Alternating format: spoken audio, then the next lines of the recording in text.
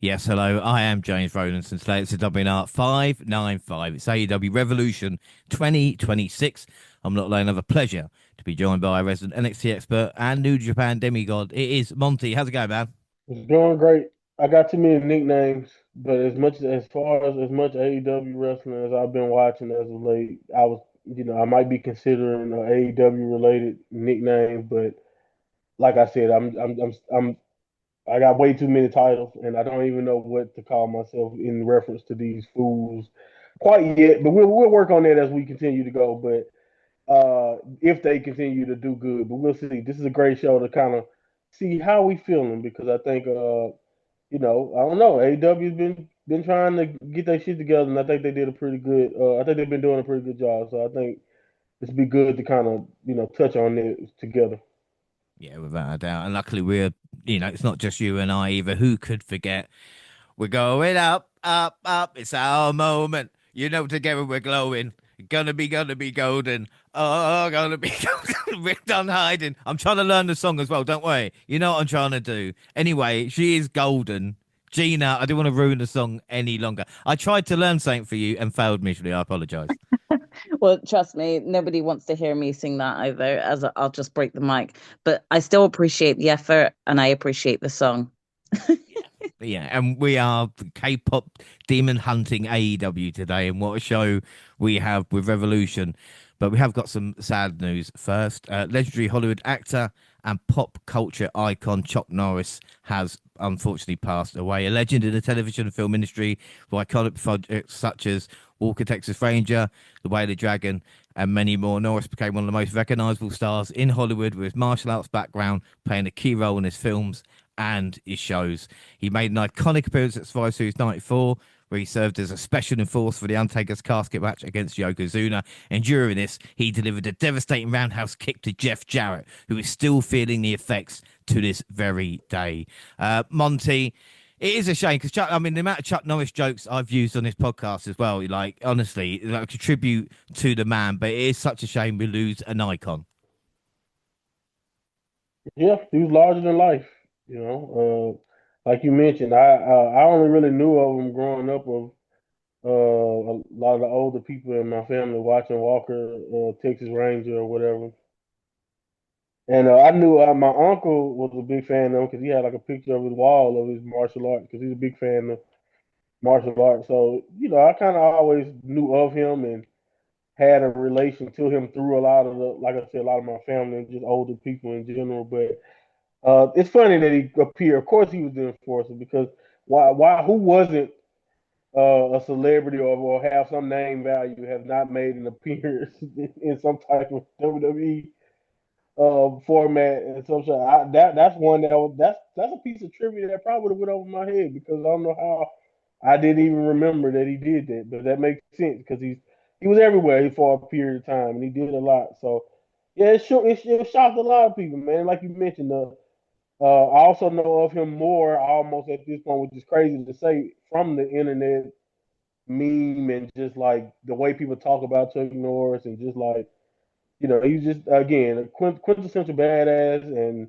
like you said, icon beyond measure. So it definitely took a lot of people by surprise him passing. But all I can do is send condolences. But like you said, he's larger than life, iconic figure, and of course, and as you can see, he touched many different lanes when it comes to pop culture and when it comes to entertainment. All the way from wrestling to movies to of course television. So yeah, man. Again, we lost a worldwide icon. So Hmm. And it's nice to crazy talk. when you think about Sorry. that.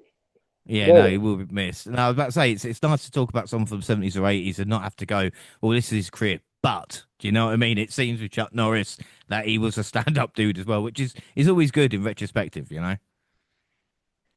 Oh yeah, always. I mean, it's all to be fair when you're in the limelight that long. It's always you're probably gonna have some people always finding or nitpicking or looking for something. But yeah, I mean, especially by comparison to some of the other people that with celebrity status is always like a qualifier. But as far as Chuck, the only qualifier I got for you is that uh, even in the fight to the end, it was people making memes of just like You know, like when I first heard he rushed to the hospital the day before he passed, people were still making jokes like, "Oh, nah, you know, he gonna, you know, somebody better go check on the hospital, not Chuck Norris." So again, he's just a bigger than life figure, and like his persona is like more so just like again overarching who he was as a person. So from what I understand, like you said, a solid individual, but also just like I said, one of a kind. Also in a sense from a legacy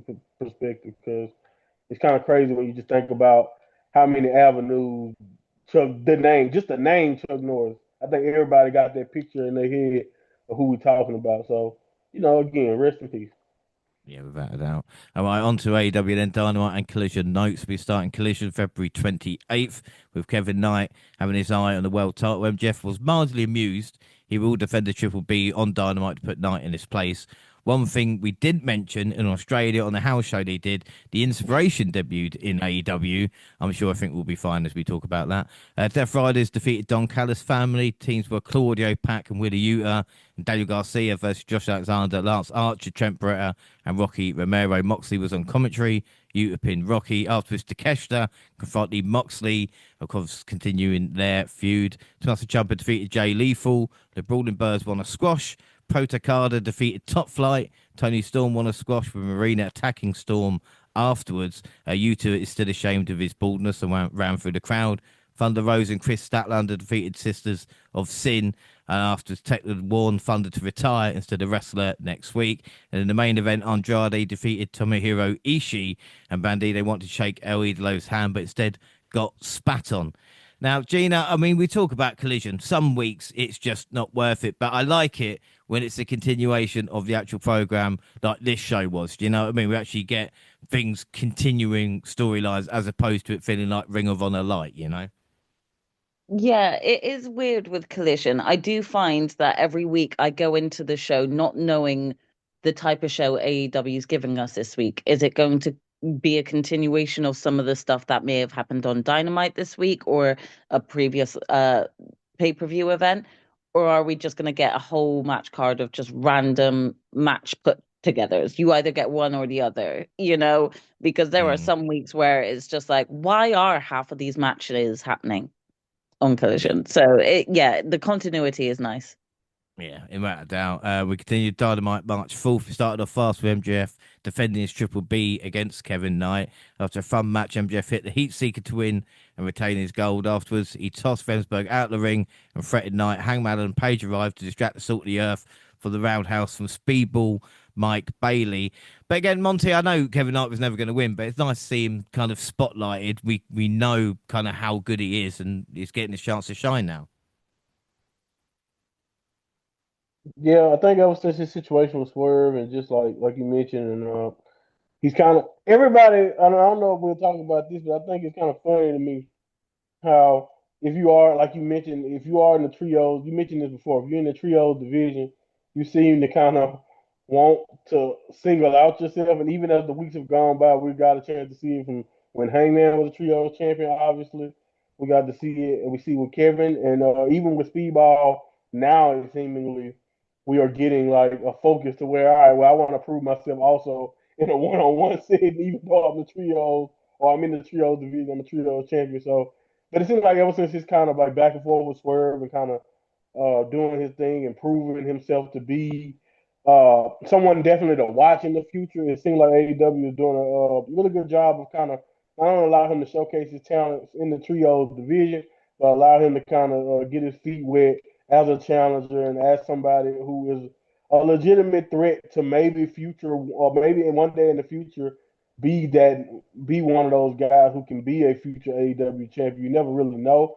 But either way it go, I do think that's cool. And although it sounds like I may be complaining about everybody not necessarily having the focus to kind of just stay in the trio, it is kind of cool that you can be just not relegated to the trio division. You can you can be in the trio division, be a champion, but also single handedly try to establish yourself as a future contender for singles gold. You know, because at the end of the day, maybe it'll mean more if AEW had less championships, but it is cool because you can see that even people who are in the trio division have aspirations to be the guy one day, and I think that does add importance to that to the world title.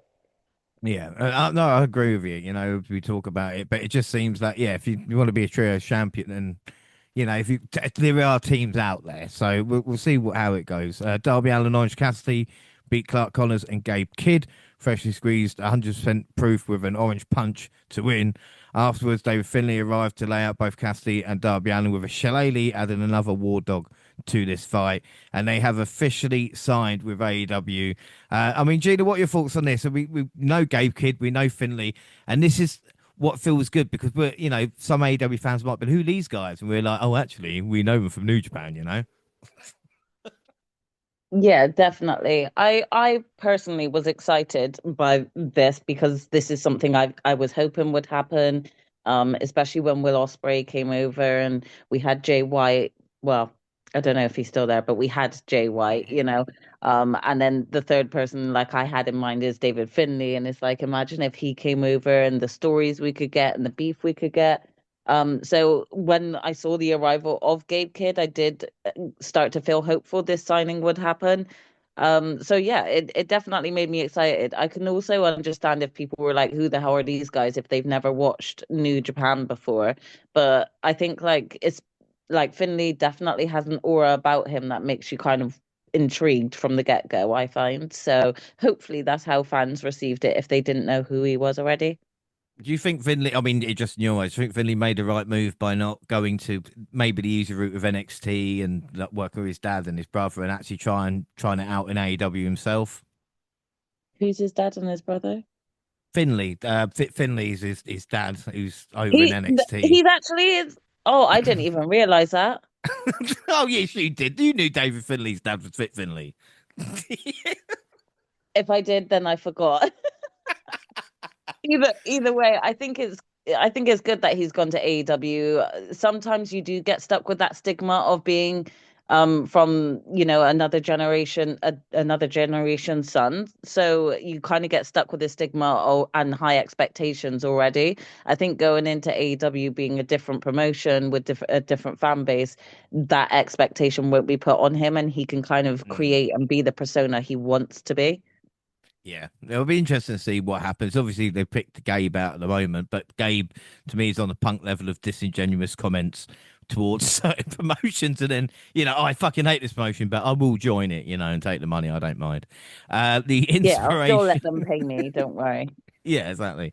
The inspiration did not take the brawling birds seriously and got run over by Hater and Winslow, who finished the match with two birds, one stone. Monty, I mean, I don't know. I like the inspiration. They did all right on TNA, but I don't know if this was just a couple of match deal, wherever it was, but they got killed by the brawling birds.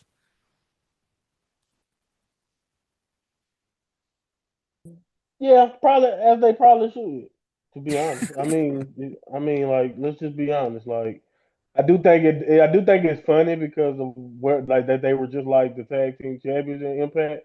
So I do think it is hilarious, or like the messaging is hilarious. You know that they were immediately pretty much a big deal in Impact and looked at it championship level, and then you get this newer team in AEW to just like kind of beat the hell out of them. But it makes sense if you really think about talent and what we kind of look at when we look at how we take the women of AEW versus how somebody of the inspiration could be viewed as. So I don't know. I'm with you. I don't know how long term this is or how big of a deal any of this actually is. But I do, I think you can go. Let's say they are really trying to be signed for like a year or two, maybe either they can work and just be an enhancement talent, or which I know sounds crazy for somebody with their tenure and like with their popularity, but they can either do that or they can try to prove themselves, and we can use these early beatdowns as a catalyst to try to tell a story of how they started to, take wrestling not necessarily take it seriously, but take wrestle in a completely different style than they ever have before. I'm not saying that will happen. I'm just saying maybe that's a creative or fun way to kind of use them outside of just using them as people to put their teams over because they need more teams because we have trios belts from the women because we have the women tag titles and all that. So like, you know, because we may have trios belt. I don't think we have trios belt quite yet for them. We might get them at some point, right? No, no, yeah, we don't have them yet, right? I'm right. No, We not don't the have women's them yet. trios. No, Trust not me, they yet. might Not come. yet. Yeah. They might come. I'm just serious. Like, don't that sound like something that's coming? Like, don't doubt it. Anyway, like I never doubt them making new belts. But anyway, all right, we only got the tag team belts. So again, maybe they just need more bodies for the tag division. But if not, I think you can either use them in creative ways that way, or I'm talking for nothing. And this was just like they were in Australia and they just wanted to be a part of it, and they allowed them, whatever. Yeah. So it They depends. popped in But and I said saw some hi. people have problems with it. But other than I got a chuckle out of it, and that's kind of how it was for me. It was just like, all right, this is funny, and then I moved on. Yeah. Moving on, Continental Championship eliminated. John Moxley beat Hechicero. Brody King arrived in impromptu to call out Swerve Strickland. Prince Nana arrived, but the most dangerous man attacked the Hound from Hell from behind. He choked and hanged King with a chain for accepting Yes, he King's did. Revolution challenge. Bandito was late to make the save again. I don't know what he was doing, probably in catering. The AEW Women's World Championship, Tekla versus Thunder Rosa. And by the end, it was clear the story was Lamera Mera rushed into this match and only Stat understood the depths of the toxic spider's sadism. Tekla caught Lamera Mera with another spear, followed by a stomp to win. Gina, I'm really enjoying Tekla. And I know we're going to speak more about her, but she's just got this crazy energy. Look, I know professional wrestling's not, as we say, predetermined, but she's a little bit crazy. You know what I mean? Yeah, she does have this presence that you think of her as like this crazy wrestler, but she also seems very dominant, and it's kind of like, well, it's working. When she first came into it, I had no idea who she was, so I didn't really know how well to take to her, but I do think that the team up with Sky Blue and Julia, their aesthetic all meets each other quite well. So I think it's built a great sort of like presence for Tekla in herself, and she definitely is smashing it at this point in time. So I think they did the right thing with her having the belt. Yeah, exactly. And a beating Thunder Rosa, former champion as well. So everything helps, doesn't it, on the way to Revolution for Tekla. FTR welcomes Champa to AEW. And then after a squash, Hangman called out MGF, who arrived as a distraction for a surprise attack from Okada, Fletcher, and Mark Davis. Mike Bailey and Kevin Knight slid in to make the save. Don Callis arrived to announce that they were taking a shot at the World's Trios Championships in the main event. And after Hangman caught Davis with a buckshot, he tagged in Knight. MJF caught the Cowboy with a Dynamite Diamond ring, and the Rainmaker laid out the Jet with a Rainmaker. This set safe for Davis to hit the powerbomb on Knight to seal the win and the total change to close out the program. Monty, they are playing hot potatoes with the trios titles at the moment. Do you know what I mean? It is, but again, Dynamite, especially this episode as well, felt like anything could happen, and I think the main event we're leading into that, and it was quite an exciting way to finish a show. Yeah, and kind of in a similar way, than what we kind of got with like out of nowhere, like Rhea and Io kind of losing the belts, and then we go in the chamber and that frees up Rhea. This felt like a way to kind of do that for Hangman in a sense, but yeah, man, this is also smart though. It just also everything was logical, everything was smart too. I think it was not only was a fantastic trio match and like with a satisfying conclusion, but yeah, I think that's what people kind of forget. Like whether people believe it or not. And I think, and I'm not saying people don't understand it, but like it'd be funny to me because a lot of fans love to tell you about the Attitude Era and what they missed. And like, man, I remember when it was just so unpredictable and blah blah blah. Well, a part of that was sometimes, you know, being kind of like, passing belts around. Like it can be bad. It can be WCW 2000. It can be like, man, the World Heavyweight Championship getting passed around like that, Mm. and to people who don't deserve it, and just it can do that. But it also can, you got to have the positives of passing the belt around, giving the show a vibe of I can't miss a week of Dynamite because I might miss, the trio championship change. I might miss this happening or that attack or that. So I do think it keeps Dynamite fresh, even if you look at this and you're like, okay, man, they really are these trios belts haven't had a home, and like but I do think it is an effective way. And the reason what I liked about it is because not only does it keep the Don Callis, it also told a lot of stories with the Don Callis family getting it. Not only because of who was involved in this match, But you got Max and Hangman involved. You got the Don Callis family, but you also got the underlying thing of the Fletcher, Takeshi Okada love triangle relationship or whatever you want to call that thing they got going on now. Because you got 600 people in the family, but you got that. Then you got like just the fact that the Don Callis family is. I don't care what nobody say. I know people might cringe at the thought because they got Takeshi and great wrestlers associated with them and Fletcher, but they are AEW's House of Torture, meaning they are like the bad guys at this point, and just you can't get away from it. It's like 2 or 3 segments a night is going to be involved with them in some way, shape, or form. So you got a lot of stuff involved in this one match that still felt very important and important enough for a main event. And we got a really good wrestler and a smart title change, a smart finish that keeps everything going, keeps the heat between Max and MJF. MJF and Heyman going. So it just, in my opinion, like you said, it was just executed really well. And like you said, this entire episode of Dynamite ended up being very, very strong. Not only because of the title defenses, but just how effectively it built towards Revolution. Yeah, and I don't know what's wrong with me, but I enjoyed Collision again, March 7th, and it's a sense of urgency that it's got. We had the AEW World Tag Team Championship, FTR defeating the Rascals. This was a great tag match for FTR, sending a message to the Bucks. Daniel Garcia defeated Tommaso Ciampa in the Battle of the former TNT champions.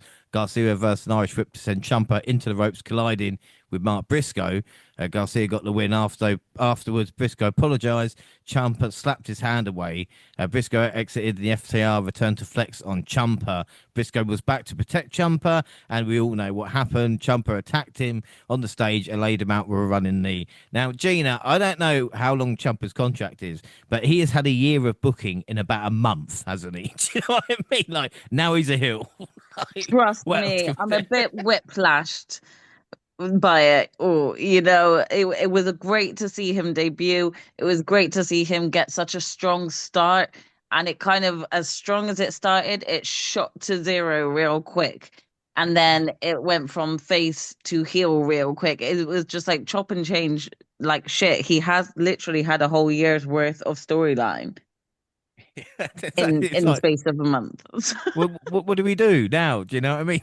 Yeah, where does his story go here? What do you do to keep it hot with him still? Who do you put him in the storyline with next to not make him look so, I don't know. Maybe we'll team up. Maybe we'll team up with Briscoe again next week, and then turn them again the following week. Oh God, whiplash.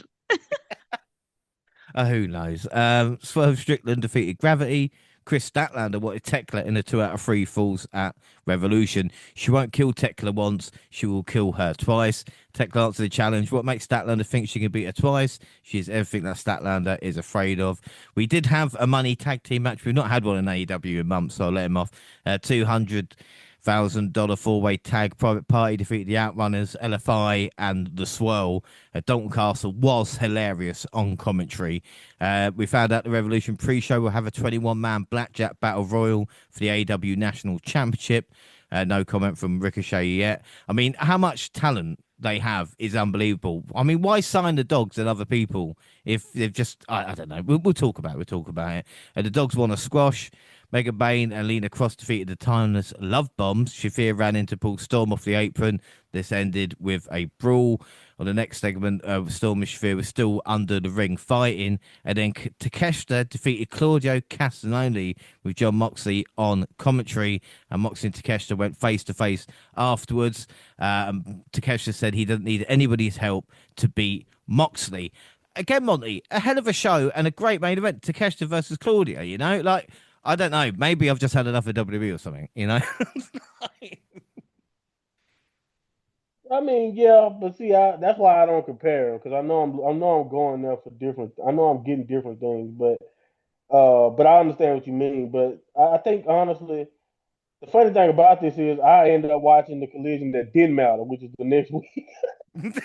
So, but anyway, but yeah, so I still don't get a chance to catch all of it, but I'm glad this was all pretty good. But from what I mean, anytime to catch the wrestle and then getting a chance to fight Claudio, I mean, like, goddamn, that's one time I do wish because I actually saw the little early announcement of the collision card because they usually give you a good sign. of what you about to see. Like if it's just a couple matches that you know, this ain't random, this ain't random. And you probably know that collision is gonna have a lot of randomness with some decent or some promos in between or something like that. But yeah, so again, I didn't see this match, but I can almost guarantee you it was great because of who's involved. But yeah, man, like you said, that's one of those things. And I think what you're talking about, or that feeling, I think that's making you think about WWE like that, is that because we got into this point in WWE to where, don't get me wrong, I do think they do give us some quality wrestling. Like speaking of that, the most recent SmackDown with Dragunov and Melo, they give you that, but it's not really always gonna be. It's not always like a consistent dose of it. It's a lot more. Let's get this segment over to tell the story the next week. But when you're in the AEW flow, you are getting like you getting story, but you're also getting like unbelievably just it's just nowhere like that where you're gonna get this type of wrestling quality on a random Saturday night on free TV. Like we getting like four star, five level star level pay per view matches in the main event of your weekly television show just for the hell of it. Even if it and then it but then this just so happened to advance a story between Takeshita and Moxley, the Death Riders, and all that. So in the Don Callis family. So again, I agree with your assessment. Like maybe you just tired of WWE because I do think that plays a factor.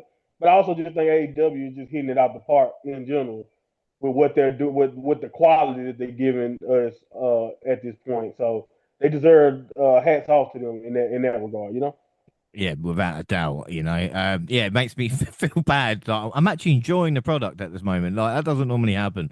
March 9th, we got a big announcement with AEW. MyAEW.com has launched. I think so this outside the United States and Canada. But I've had a look for it in the UK and I can't find it yet. I don't know if that's because we've got Triller here or with ITV, because obviously that's being shown at this moment in time. But anyway, the idea is, and Gina, if you can believe this, right? AEW want to give you for just $9.99 a month, right? The AEW weekly shows that it's got, Dynamites and Collisions. Going to give you Ring of Honor, the Honor Club, and also give you a pay per view. No, it's not going to give you a pay per view. For £20, it will give you a pay per view. So, I mean, will that change your habits if it becomes available in the UK? No. No, that's good. I mean, are you interested in it anyway? Just for like, the Ring of Honor Club? Because I think you always tell me you need more wrestling. I think it's useful for those who are interested in Ring of Honor. I don't have the time capacity for Ring of Honor, so I wouldn't see the benefit in me spending that. It'd be interesting to see the UK prices once they come over as well, because at the moment it's £15 for pay per view, like I said on Triller, and I think the AEW subscription is about £6. So I mean, if I can get it for £20 a month, then it would be something. But at the moment, I can't. It's not on the Fire Stick or anything like that. So God knows. But again, at least AEW are trying something, Gina. Do you know what I mean? They're going, look, I know you missed the network. Here's something like, and you can watch old Dynamites and Collisions and stuff as well.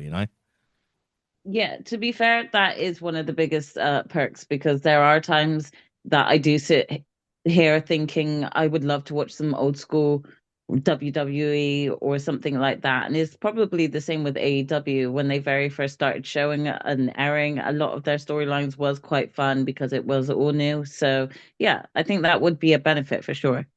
Yeah, and then like I said, we come up to the seventh revolution, so they have got nearly 6 years of stuff. And also to go to Dynamite March 11th, and we mentioned this on the AEW catch up, Gina, and I think you jinxed him because Excalibur was missing, and I was really freaked out because I was like, Gina said that, like if Excalibur was to go missing, and he wasn't there.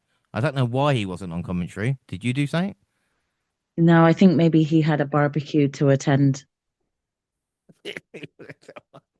There we go. We had Claudio Mox defeat Nechitero and Takeshita, and it was like to the eyes that got the win for Claudio. It was poked to the eyes even.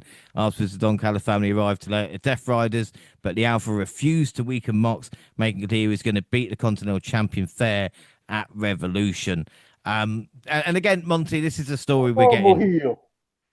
Takeshita is he's been a face now for 6 months. He's more facey than Moxley, and yet he's a heel, he is so babyface that he don't seem to realize that Don Callis is a despicable human being. Apparently, for him to be able to get, I don't see how he hasn't connected the dots. And maybe I need to get away from this guy, but and these guys to be exact. But I just love the frustration of Hechicero because Hechicero been waiting. I cannot wait for some reason. It seems like it's such a weird little thing, but I cannot wait to when they finally pull the trigger because I know they're gonna do it. They're gonna get sick of his honorable act at some point, and I know the first person that's gonna jump on Big Kessler is Hechicero because Hmm. he is so annoyed that he will not, take out Moxley or do anything. And it's just, I love the frustration. I love even Archer's confusion. Like, I just love the heels being confused. That this, hello, you're hanging out with a bunch of bad guys. You don't want to be bad. Like, what is wrong with you? Like, that is so fascinating to me. But yeah, I do think it's cool. It makes it interesting because again, I think there's a different way to tell a story that we all know the story. But it's always cool. Even the natural heel in my personality, as annoyed as I am in real life with a person like that, a goody two shoes like Takeshita, I do find it very honorable, I guess, and appealing that even despite, this is a great lesson for young kids. You know what I'm saying? Like peer pressure, like, hey, you can't peer pressure Big Takeshita because he should have been took advantage of the numbers, but he choosing not to. I respect it. Yeah, without a doubt. Another thing I noticed on Dynamite as well is goddamn Speedball is fun to watch. Oh, I loved him Hey, watching him in TNA and Impact. He put on a banger against Carl Fletcher coming up short in his quest to win the TNT Championship. Fletcher had to cheat to retain. But again, Gina, this, Monty and I touched on it as well. This is the difference. So I watch WWE and sometimes it feels like, I have to watch the product wherever it is. And then I watch Speedball and go, God damn, I could watch him all day long. Just he's fun. Yeah, and I think that's what we're missing sometimes. Definitely. Speedball still feels like a breath of fresh air, you know? So when you Mm. see him, it still feels like unpredictable what you're going to see, and you know already that you're going to be seeing something high flying and exciting. And yeah, I think sometimes like WWE missed the ball because they don't push their people who could fit into that slot. They kind of more have them sort of job out rather than give them the opportunity and the chance, you know? So I think that's the Mm. difference there for sure. Without a doubt. Brody killed some poor cunt. He then promised to find the most dangerous man, only to be attacked from the crowd by a disguised Swerve. This time, the Hound of Hell broke the chain of Swerve and choked him out over the ropes. Prince Nana had to help Swerve escape King, clearly rattled by the power of his Revolution opponent. And again, I mean, it's a match by the numbers, really, Swerve and Brody King, but at least they're giving Brody King a little something to do, Monty, because again, he has been so entertaining and he's connecting with the crowd as well. and this is where I'll give AEW props from an improvement from their own standpoint, not just from an improvement over their competition. But I'll give AEW props because I feel like a few months ago or even last year, Brody King would have challenged MJF, lost, and we wouldn't have seen him on TV for a few Mm. weeks. But they realized instead of halting his momentum like they've done others in the past or like they've done in different situations, instead of just snatching him off TV because he lost his world title, they were smart enough to realize, oh, we can use this momentum. We can use how over he is and just how great that he is in general. We can use this and can keep him involved. Put him in a feud that may not be over a championship directly, but he's going against a world championship caliber person and Swerve, and like Swerve needs this too because Swerve just had a recent character change. So again, I think in the past I've been critical. In the past we've all been like we've all pointed out when Tony or when whoever's making a lot of these decisions pull people off TV or when they did that. But now I can give him a little bit of credit because now everything feels nice and the pacing feels great heading into Revolution. And you pull a guy that not just because we like Brody King, but again he had momentum and he lost a championship match. And like I said, in the past we've seen them just take those people off television and we don't see them again until they just pop up randomly somewhere else.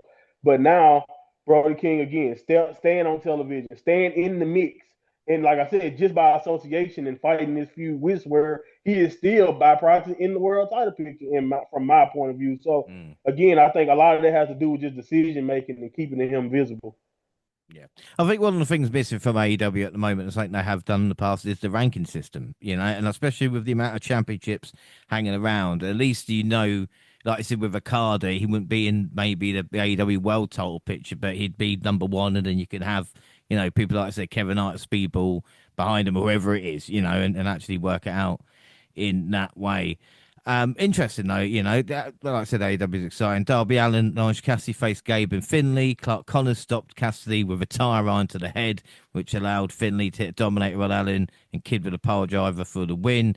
The Dogs continued to attack till Roderick Strong made a surprise return. He teased working with the Dogs for helping him clear the ring. Gina, did we care enough about Roderick Strong? Because I was like, oh, okay, but the crowd liked it. Yeah, I mean, when they said he's making his return, I actually said he was off. Um, that's not to shade Roderick Strong. I just really didn't realize that he actually was off for a bit for him to be coming back as a return, you know. So Mm. yeah, it wasn't that big of a pop for me in seeing his return, but it was nice in terms of okay, keeping continuity with the storyline of like, you know, Roderick Strong never wanted to be a part of his group, but now he's coming for the save, you know. Yeah, without a doubt. TBS Championship, Willow Nightingale versus Persephone. We should mention Persephone defeat Mercedes Moné to become the new CMLL World Women's Champion on March 6th. Willow retained this one in a fun match. But again, Monty, I mean, Willow gets a defense. Persephone's quite impressive, and Monet loses yet another championship. Persephone is money, man. 24 years old.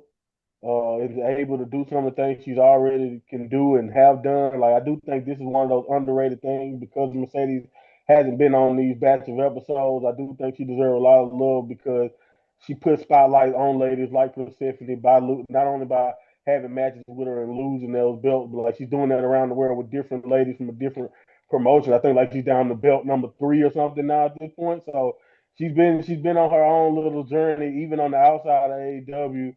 So when she does return, we'll see if she even she might have one belt by then. I don't know. I guess we'll see. But I do think stuff like that has done wonders for people for both of these ladies. If you really think about it, because who did Willow beat? So again, to kind of look at this match and just we get Willow defending this belt against Persephone, and Persephone kind of talked about how she beat Mercedes and she's on the search for more gold, and like I think both ladies were impressive, and it's just like it was a nice little showcase match. I think, and then I think Persephone is one of those women who are. I think she's still associated with CMLL, but she also got an AEW deal too, so we might see more of her more consistently. So we are in a great space in the women's division of AEW, and a lot of that, and I think the future is bright when you got someone like her who's just so young, so talented, and again like can wrestle a different style. Like she can high fly and she has strength with her frame and all that. And then you also got again Willow, just a workhorse, doing what she does. I don't know how she's able to do it as much as she's able to do it, but that's what Willow does, man. And she put on a really good match here, leading us into a pretty busy weekend for her for Revolution. So again, Willow's amazing. And I think this is another good showcase. And again, this is not even the women's world championship. Like we're in a good position in the women's division. All things considered. Yeah, without a doubt. And speaking of Willow's weekend getting busy, Harley Cameron celebrated with Willow. The Babe challenged Cross to fight for the TBS Championship Revolution 0 hour, and then put the Women's World Tag Team Championship on the line against Cross and Bane on the pay per view. FTR Tommaso Ciampa beat the Young Bucks and Mark Briscoe when Ciampa pinned Briscoe. He then sent him for a pair of chairs with a top rope air raid crash. And in the main event segment, hosted by Bryan Danielson, MJF and Hangman took questions from the press. They asked about their mindsets, and both men play coy about their true feelings. A lot of real comments as well. I mean, Gina, I was watching this going, they're not serious, are they? Surely they could have put this on like a YouTube or something like that. Like, just have them brawl in ring and finish it normally, you know? Yeah, it did feel weird and out of place. I did think this could have been a little YouTube short, a little promotion to keep, you know, the excitement coming for this event and this match. But yeah, they went with it. Yep. Well, the crowd chanted boring as we were stuck watching a press conference on a Titantron. So anyway, March 14th Collision. Kevin Knight beat the Clone Mark Davis beat Commander. The Triangle Madness won a squash. Tekla is sick of Stat and says she is afraid. Statler arrived and wiped out the Sisters of Sin, who then gave Tekla a belt to whip her with. I mean, Sandman and Dreamer reference in 2026, guys. Come on. Not many times we get that. And Like you Statler... did. But go ahead. Yeah, no, you can tell Tony K likes the deep cuts. Do you know what I mean? Because Yeah. I'm like, yeah, Dreamer's backside eating somewhere, watching that. And Statlander said, "Be afraid of what is needed to keep her down." The Demand beat Bang Bang Gang. Lena Cross beat Mina, and Andrade beat Mystico in the main event. Brody King and Bandito arrived. But like you said, Monty, I feel sorry for you for watching this. It was a waste of time, really. Yeah, and that's what I get, man. I don't know how I didn't know that I was supposed to watch the show before to go home to actually get a decent collision. And that's what I was saying. Like, y'all know my stance. I don't watch collision. So I choose to watch one and I actually choose the one that is like literally other than the Tekla segment and maybe a promo here and there. I'm just sitting here watching this like, why am I doing this? So like, yeah, I got it, and I'm like I said, I think the way I'll do it is I'll just go by the card, and if the card looks fire, then that'll be the one I have to go check out. But I'm not gonna be checking Collision out consistently, and it ended up with this. So Mm. but again, we did. I kind of get it because a lot of the main people had big matches literally coming up, so it didn't make sense to double book them or whatever ahead of Dynamite, and then you have them have a busy weekend. So it is what it is. But yeah, No, I'm only laughing because the amount of time I've wasted with, rampages, collisions, countdowns, kickoffs, right. post-shows, pre-shows, and everything else in between. But it's good. It's not just me. All right, so we'll get on to the 0 hour, March 15th through in LA with Renee, RJ, and Double J. And we've got Carly Bravo and Sean Dean taking on QT Marshall and Big Boom, AJ. Boom! In the opening match, the Bayface got the win with a tag team finisher with some ringside antics with Shane Taylor, Big Justice, and if you can believe it, Wayne Brady. He called his finisher the bitch slap. Gina, someone obviously likes Big Boom. I don't know who, but and Wayne Brady, eh? I have no idea who Wayne Brady is. I had to message Monty to ask who he is and why he's famous and whether there was any relevance to him being in this match or whether it's just because he's a hometown celebrity or some sort.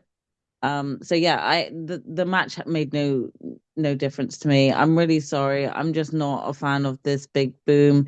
I know that they've got a big crowd behind them. And I don't know why. Obviously, I didn't watch whatever they were involved with. So it's the match that I'm always okay to miss, in my Yeah, opinion. that's fine. It's right. I mean, Monty, I know you're a fan of Big Boom. It's funny because she said they got a big audience, and I'm like, I'm gonna be honest with you, I have no clue who they are. Big. I don't know about big. I would assume it has to be somewhat big because that's the only reason why. Or he's made really good friends with the right people at AEW to continue to get these spots. Hey man, y'all know how it is around here, man. I mean, they talking about giving us. I mean, they keep giving us Jelly Roll segments, and I really don't like Jelly Roll. So for me to get to this, for me to have to sit through Big Boom, I guess the best thing I can say is he is at least somewhat less annoying than most of the celebrities that I'm used to having to deal with in wrestling. But it is what it is. I don't know. I don't take it too seriously. Long as they keep it on the pre-show and keep it like this wasn't even 10 minutes. As long as you keep it short, I guess I do what I do. I deal with it for now. I hope we don't have to keep dealing with it, but hey, at this point, it's been at least 2 years. I know of this, so yeah, it is what it is. It was great to see Wayne Brady. I have no clue why he was involved in this or why did he care about doing any of this, but nice to know that Wayne Brady likes AEW. That's the only thing I got for you in that. But yeah, I gave it Yeah, 2.5. 2.5. Gina, what are you giving it? A two. Two. I'm gonna give it a 3 because Wayne Brady, man. Like, whose line is it anyway? Like, it's nice when someone shows up that I know. Like I said, I didn't watch it live because I was doing other things, But Glad you knew again, though. I'm glad you knew of them. oh, mate, I've got you. That's what I'm saying. I'm there. I'm older. I know. Yeah, interesting way to start. Predictions: the WNR Prediction League 2026. This is after the Chamber, but before Vengeance Day, and of course Revolution, the first AEW show of the year. WWE League: Monty on 0, Gina, James, and Jaxie all on 1. Bonus League: Jaxie on 5, Monty on 7, Gina 8, I'm on 9. And like we said, we've not started AEW. We've all gone boom, and we're all on 1. The TBS title was on the line when Willow Nightingale defended the belt against AEW newcomer Lena Cross. They woke the crowd up with a stiff exchange of chops, which initiated the final sequence of moves. Both women had a couple of close calls, but Nightingale was able to attain with a backslide. But as soon as the match was over, Megan Baden appeared outnumbered to attack the champion. Hardy Cameron made the save with a lead pipe, but it might have been too late for later. I'll work on that. Monty, what are your thoughts? Yeah, I try not. I'm not gonna be. I could be hard on this, but I'm not gonna be as hard as I probably could be, because I do understand they were double booked, and I understand they probably weren't gonna try to go for the juggler in this pre-show spot. But Willow found a way to win. I like the story. I like her surviving and just getting a way to, figuring out a way to survive Lena, who showed a couple flashes of decent moves. Even though I'm gonna be honest with you, I'm not too sure. I've heard things about her. Like I've heard people say Lena has, she's had good matches and she has some talent, but I had to give her some time. When it comes to just Lena in general, and especially in a one-on-one setting, I like her with Megan, but I don't know how much I don't know how I feel about her, or how credible I feel like she is right now in this position. But she's still new to me, so we'll see how that goes. But I thought this was okay, and it was solid enough, and it told the right story to get us through the next chapter, which is the tag team championship match. I did think that Lena, or just in general, even with Megan, but when she finally came down there, I thought they could have went even harder. They could have just tried to hurt Willow, because maybe you don't want to try to hurt her, but I just think a little bit more physicality would have made even more sense, because you do want it to be obvious that Willow is the wounded one. But I think they did enough for us to find it believable, because honestly, wrestling two title matches in general is like, you know what I mean. That's bad enough. So Mm.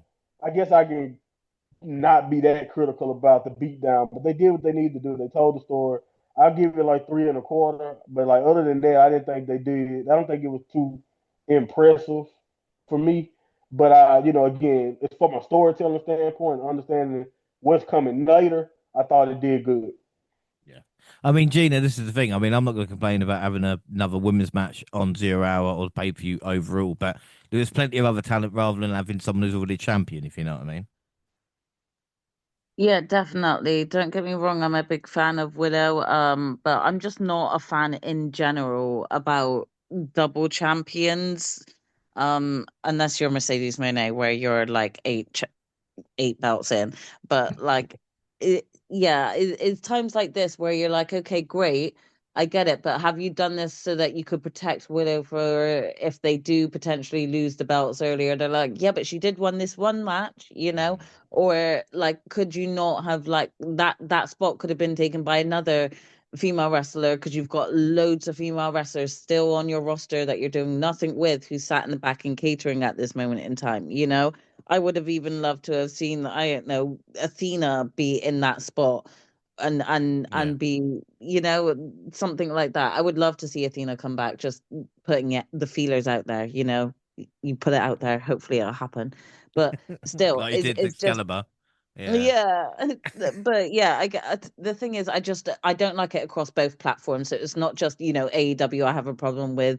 When Becky was two belts Becky, I kind of made a comment maybe about it as well. Then I was saying I'm Mm. just not a fan of like dual belt champions. Like, if you're a world champion, I don't understand why you're a tag champion too. Like, you should be just focused in your soul lane of the singles world title picture, and the tag champion should be focused on their tag division. Yeah. That's how I personally feel. So for me, I wasn't a big fan of this match being put together, especially because Lena Cross was somebody new coming into it again. And yes, she's tagging with Megan Bain, so the feud between them makes sense for them to have a match. But technically, you've just got this new person who's coming and has just jumped straight into a title opportunity, you know? And there's, again, loads of women on the roster that could have been in this spot. So yeah, it was up and down. I liked that we got to showcase a bit more of Lena for those who don't know her for the upcoming tag match, you know. So that was a plus as well, I guess. I gave them a 3.5. Perfect. Yeah, I'm going to give it a 3.5 as well. I thought this was a good hard hitting matchup. Predictions, we all went Willow, so we're all on 2. And Ricochet was at a huge disadvantage by having to defend the national championship in a 21-man blackjack battle royal. The competitors included a wide array of opponents, including Shibata, Ciampa, The Clone, Daniel Garcia, all 3 members of Bang Bang Gang, and more.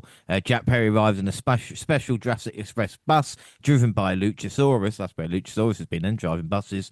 Gates of Agony were sent to the back, and it came down to Ricochet and Perry at the end. After several teasers, Perry finally eliminated Ricochet to become the new national champion. I mean, Gina, obviously I want to get your thoughts on this match. It is a battle royals, maybe not to say, but you picked well as well, I've got to say about that. Yeah, I mean, this was such a big it was just a big guess from me, if I'm being truly honest. I had no idea. I didn't know who was going to be in this match apart from Ricochet, and I can't remember which show it was on, but I think there was like a little, you know, video package and they mentioned Jungle Jack Perry, sorry, being in it. And I was like, do you know what? Instead of going for Ricochet because he's the only one I know in this, let's just go with someone different. So it was a full-on fluke, but I do think maybe it was the right call just in terms of I can't remember. Has Jack Perry gone for this belt before and he lost to Ricochet thanks to Gates of Agony getting Yeah. involved or something like that? Yeah. So if anything, if Jack Perry was going to be in this match, it was the right call rather than him lose it again. Because if he did, then it's kind of like Jack Perry's not able to get past Ricochet, is he? So yeah, I definitely think it worked in Jack Perry's favor to be able to get that win. No, I mean, you called it a fluke, but you know, you did do it. So I think fair play to that. I mean, and again, I thought maybe they might save it for Perry to get a pinfall victory over Ricochet, but with it, Perry saying it was in his hometown and all this, like, it was like, oh, yeah, okay. We didn't see the finish until the main show. Other highlights, Leo Rush was compared to Gollum by the commentary team. He is bald now.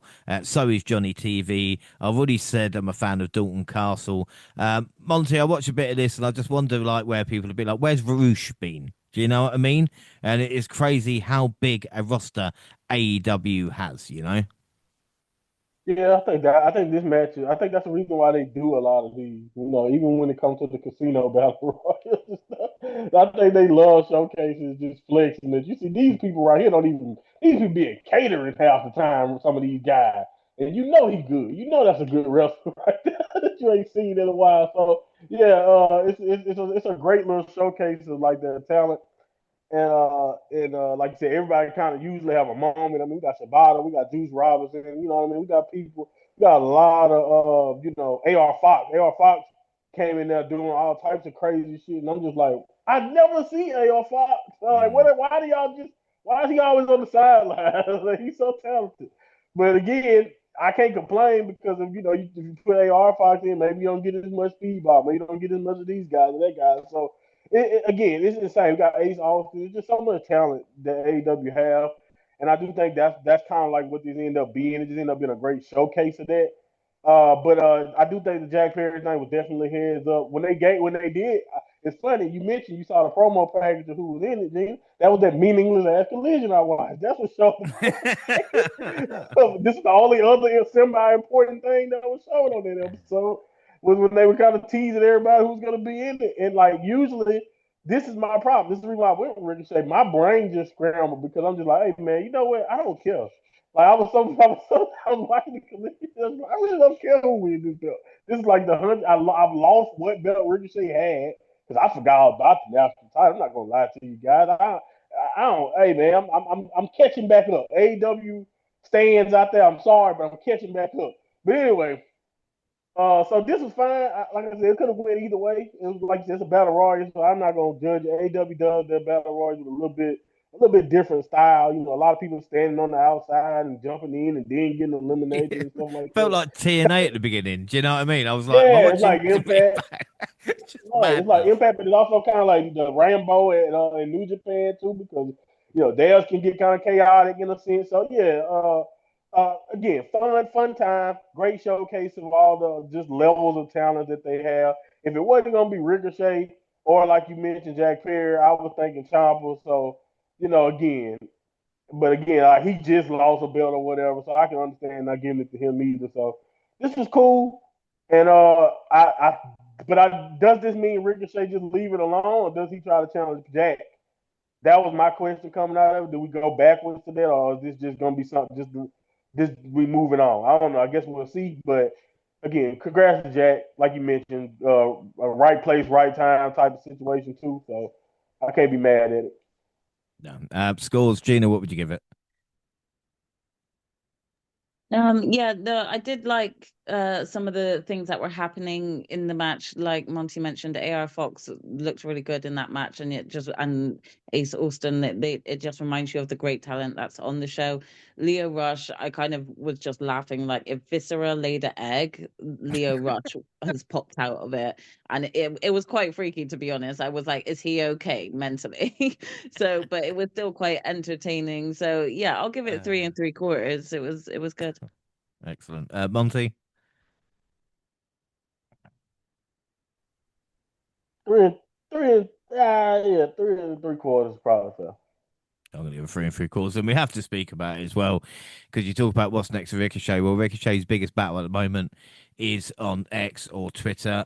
Gina, I mean, we've talked about it obviously off the pod, and Ricochet's comments to it's unacceptable. He basically told a fan who had MS that he's glad he had it.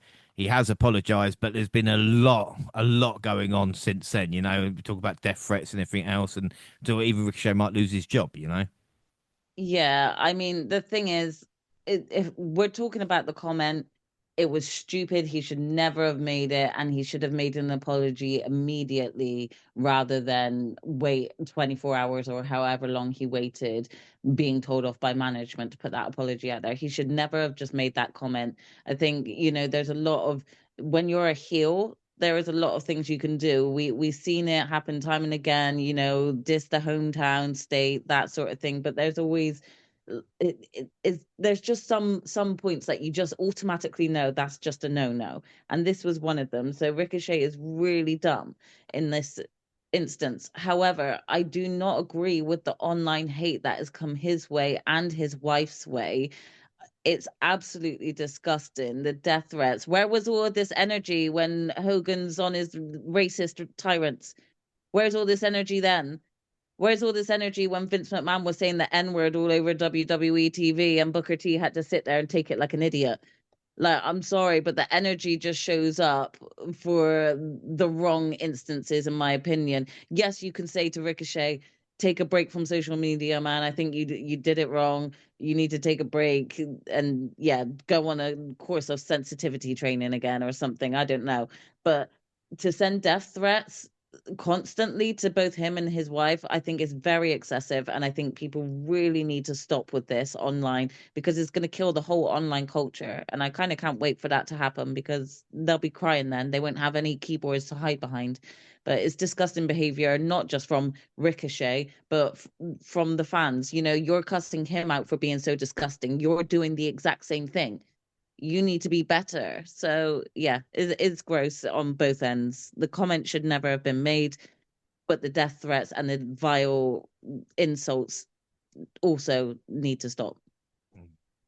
Yeah, I think you're right. I mean, Monty, I don't think there's much to. I think Gina's basically hit the nail on the head with it all. It's a shame because obviously how much we like Ricochet as well. Yeah,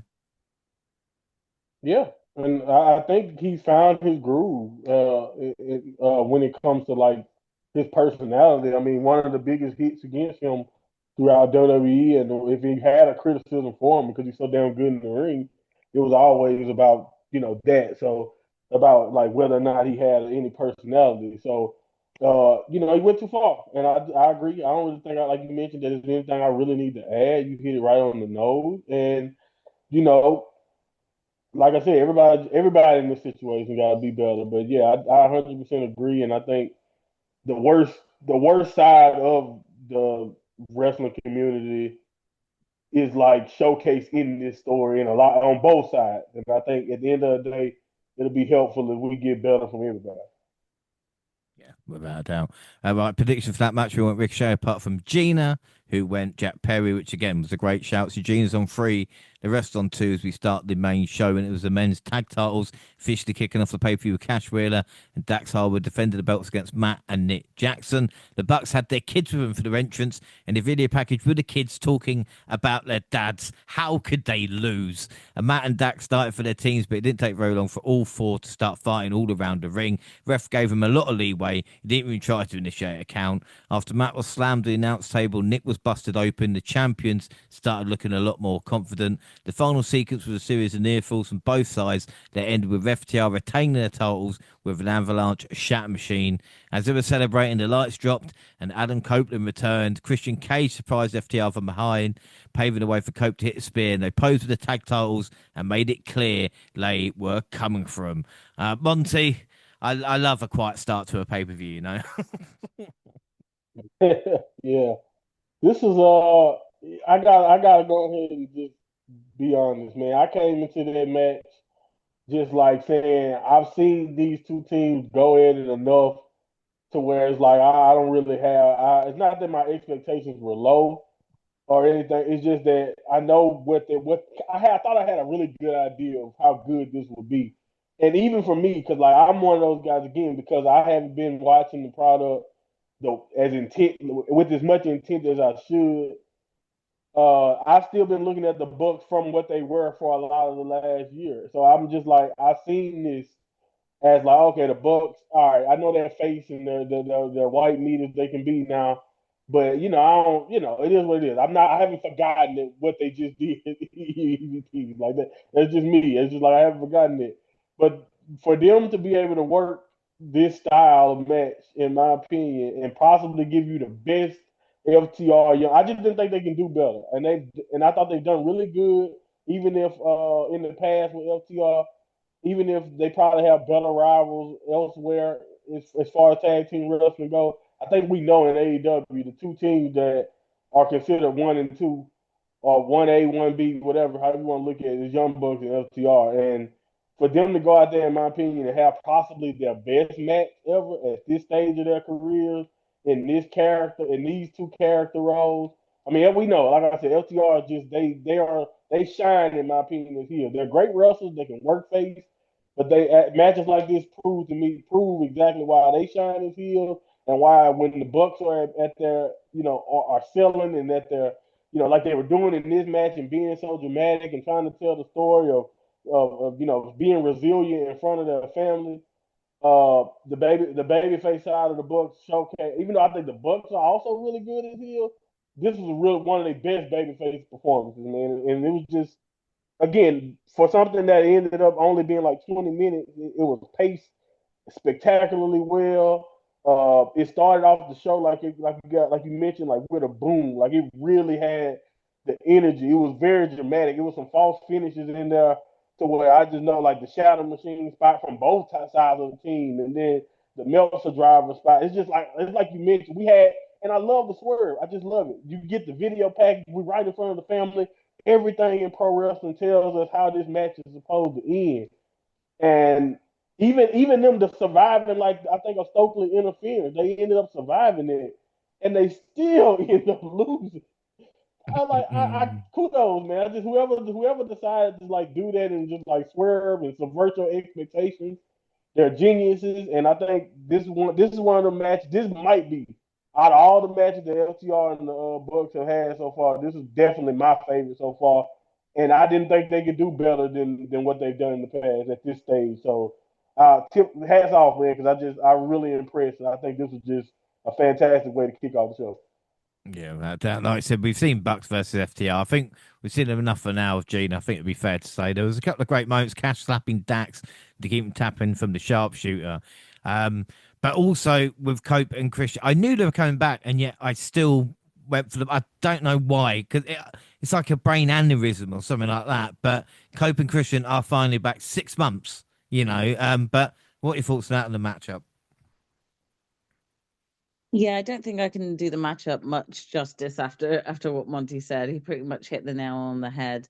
In terms of, I was one of those, oh, we've had this match countless times, FTR and the Bucks. Like, why are we getting this again? And just to be wowed at the match and the caliber that they gave us and how it still felt different from some of their previous bouts.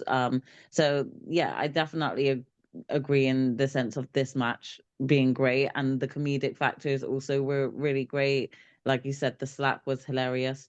So yeah, I definitely enjoyed this match. I had a feeling that Christian and Cope were gonna pop their heads up. Um, I just felt if FTR get this win, what's next for them? And if the Bucks get this win, what's next for them? And I could more see an outcome for FTR getting this win and then Cope and Christian coming back because they went out from AEW with beef from FTR, didn't they? So yeah, in my head I did look at it from that aspect, but I still thought it was a great match. And as soon as I saw Matt and Nick come out with their entire litters, like there were so many kids coming out with them.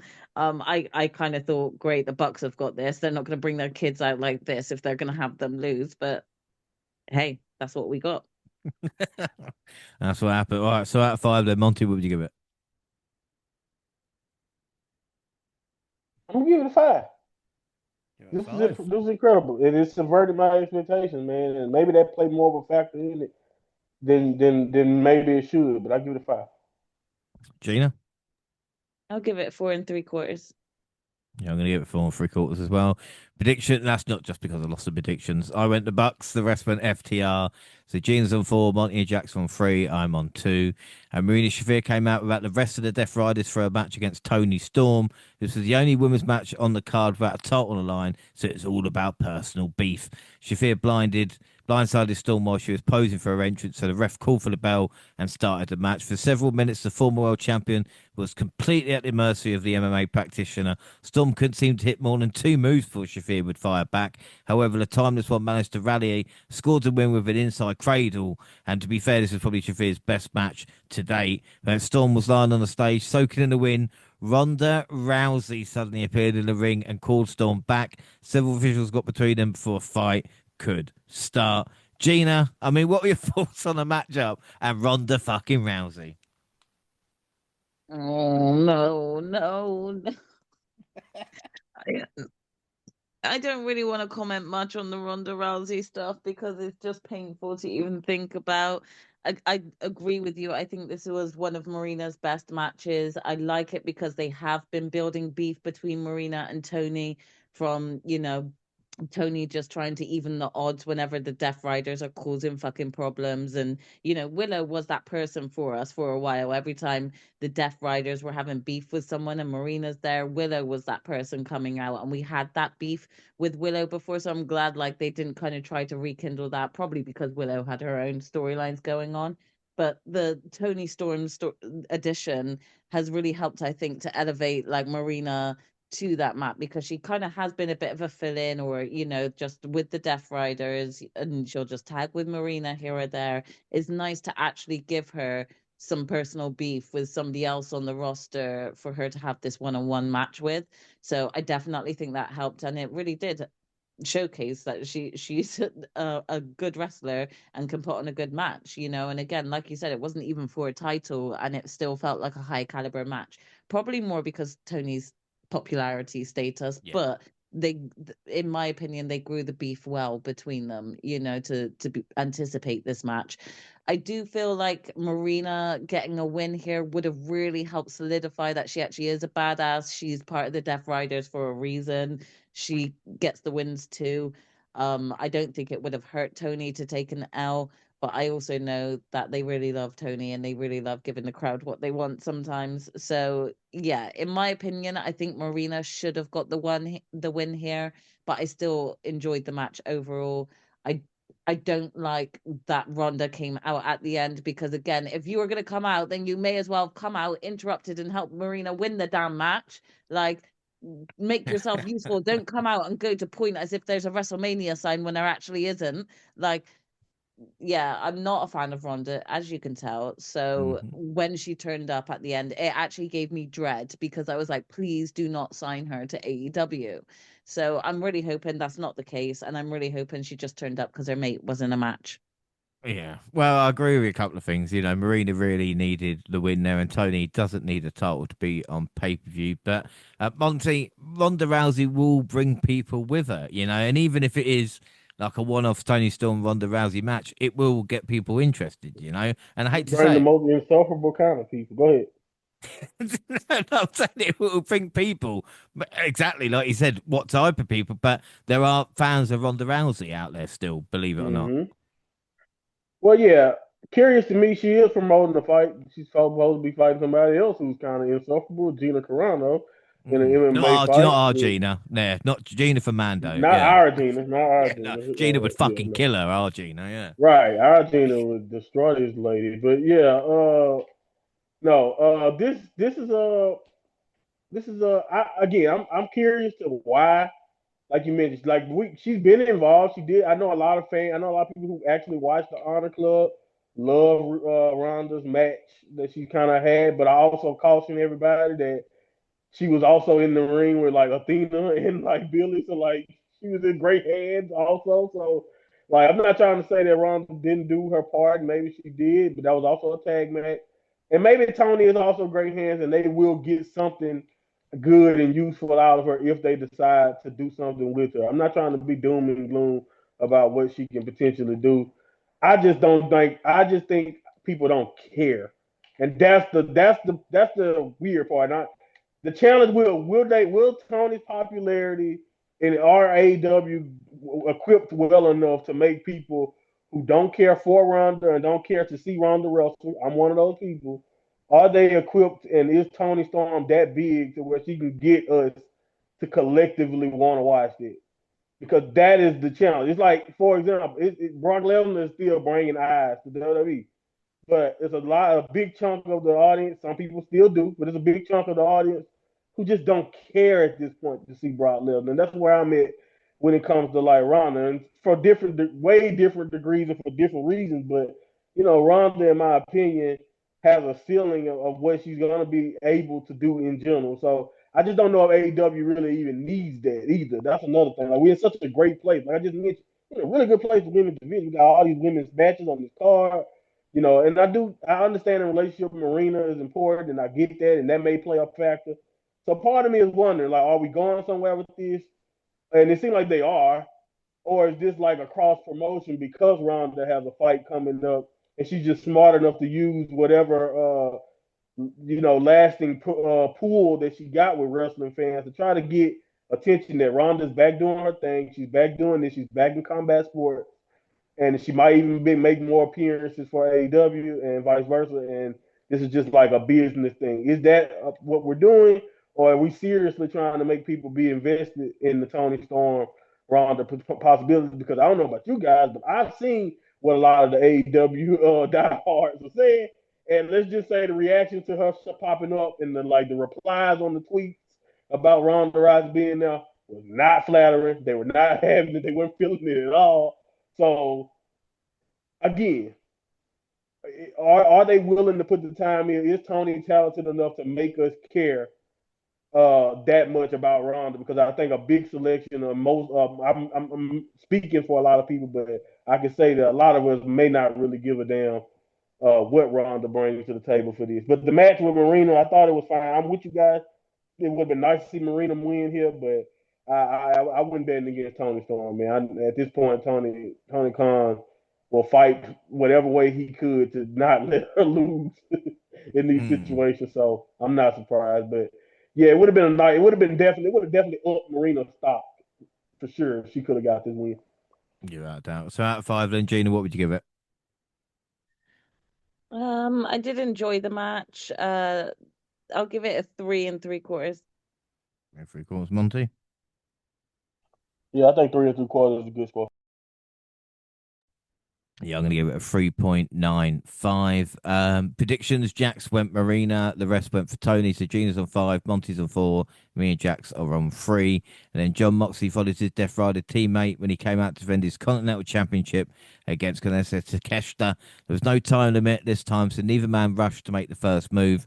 Both men survived each other's finishes, so it was anyone's guess who would walk out with the title. Moxley finally retained the title after making Takeshita pass out in the sleeper to end a fantastic match. Moxley even offered his hand as a show of respect. Takeshita looked like he was going to refuse, but he shook his hand and bowed to him at the end. Like we said, what a heel.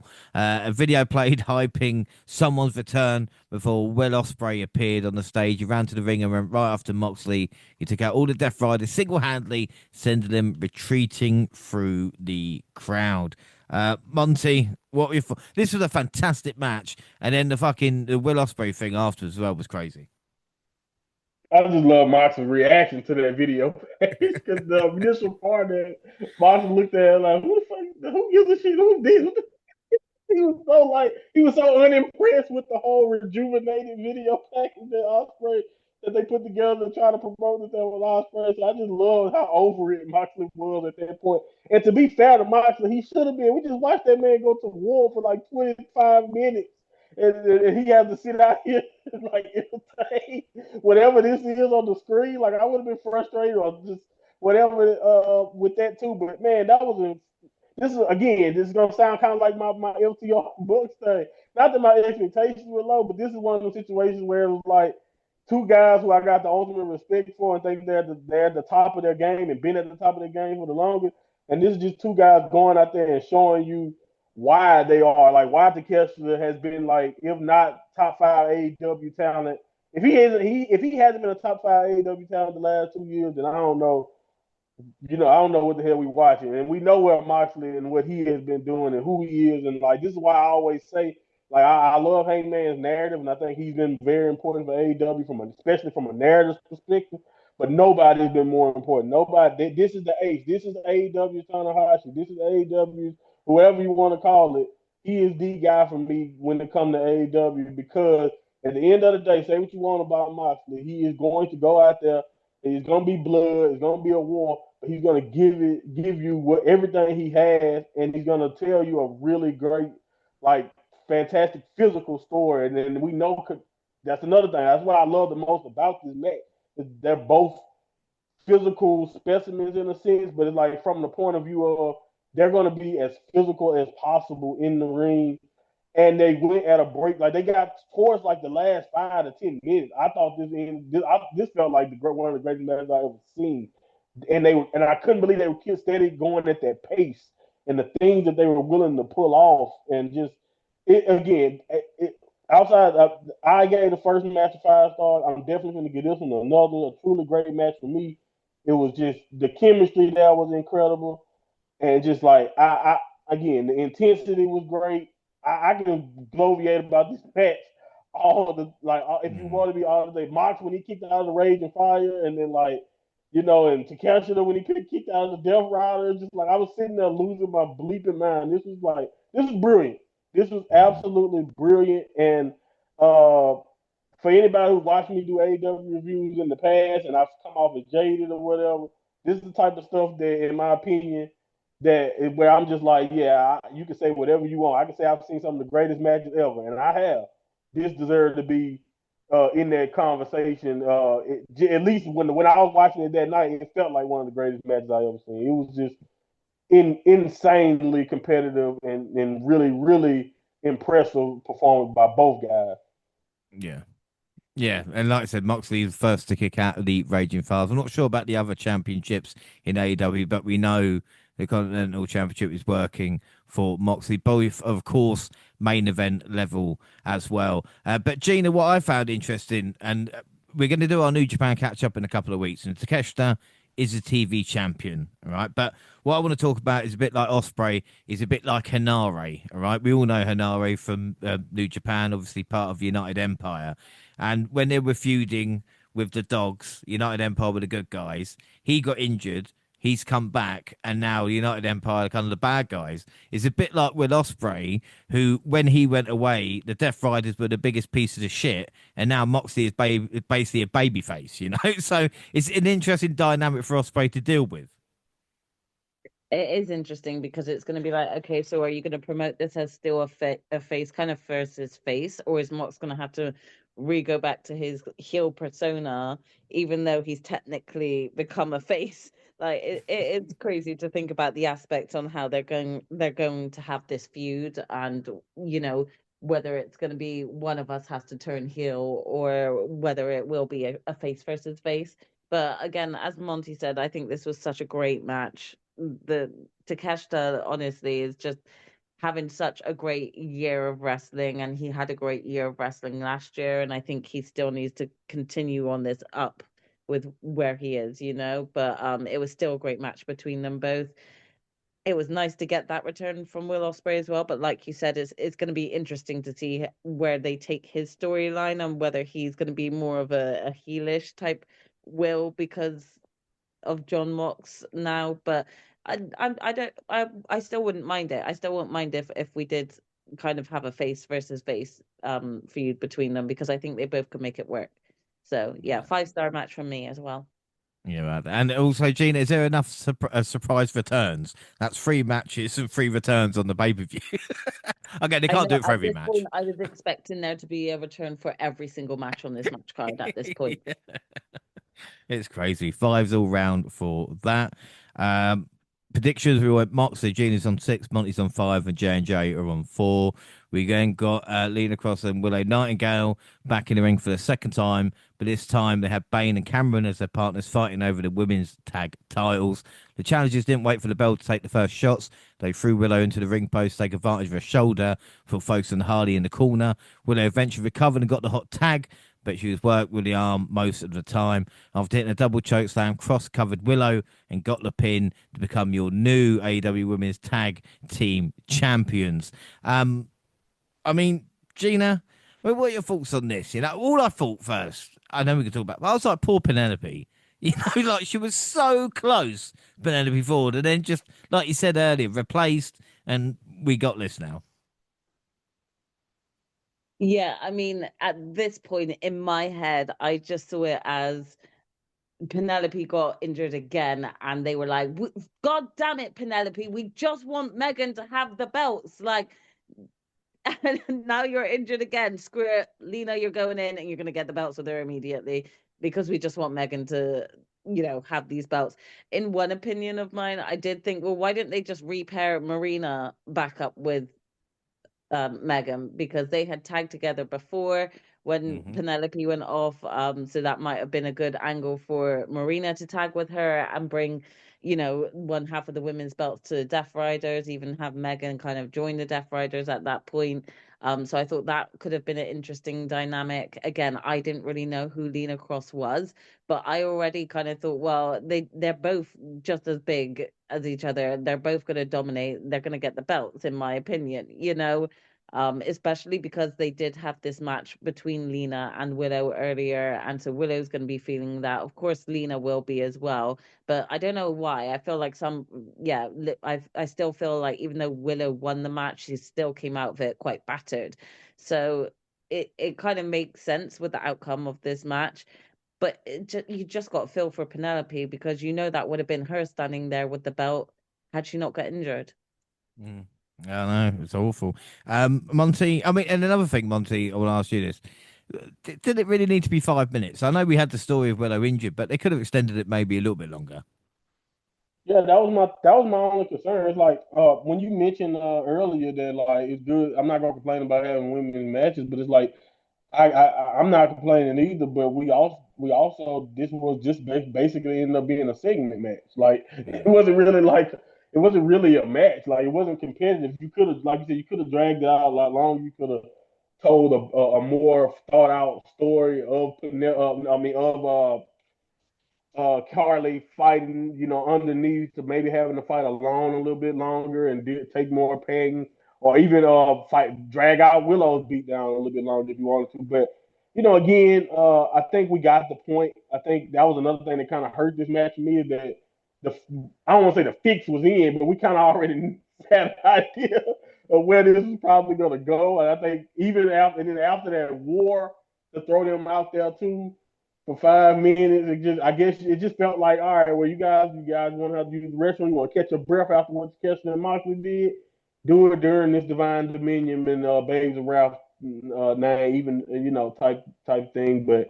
And like you mentioned Penelope, but like they had the way they had the fireworks and everything, and their poses all down. I was like, I wonder if Penelope was ever gonna actually win it. Like was she always just gonna be the person that got pinned until the tall ladies got mad and was like, nah, we're gonna do this ourselves.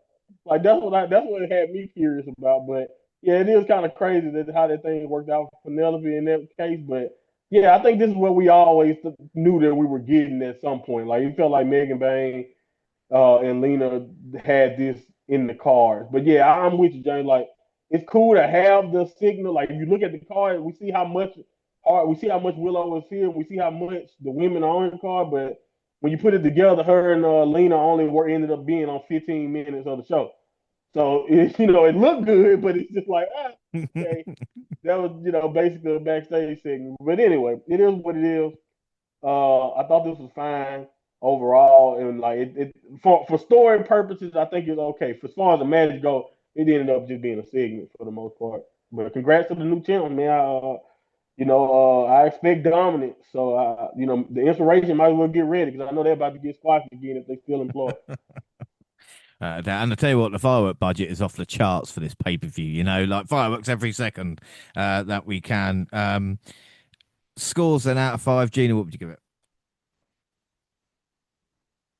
Yeah, it was pretty predictable and really disappointing in how short the match went. So for that reason, I'm gonna give it a 3.25. 3.25, Monty. Yeah, I'll give it 3.25. Yeah, I'm going to get 3.25 as well. Predictions, we went Bane and Cross. So Gina's on 7, Monty's on 6, Jax James are on 5. And two men look to prove who was the most dangerous man in AEW. And Brody King took on Swerve Strickland in the next matchup. Swerve made a mistake of trying to take the fight to King and paid the price for it, but he only allowed King to take the upper hand for a little while. Brody survived several of Swerve's best shots for finally succumbing to a house call. Strickland told Prince Nana to get a cinder block from under the ring so he could hit a Swerve stomp, but he's interrupted by returning Kenny Omega. Yeah, another return. Monty, what do you think about this? Because I think Hill Swerve is the best heel in AEW, and I think best for business.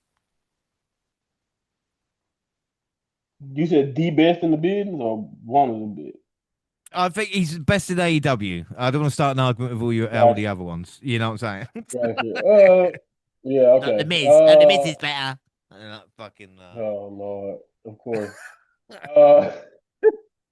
Yeah, no. I think Swerve is definitely naturally a lot more compelling to me. Also, he brings that creativity when he was a babyface, but I think he's creatively brutal as a heel, and I think that adds an element to his character and aggressiveness. Like he's not really. I mean, he can be cowardly, but he's not really cowardly.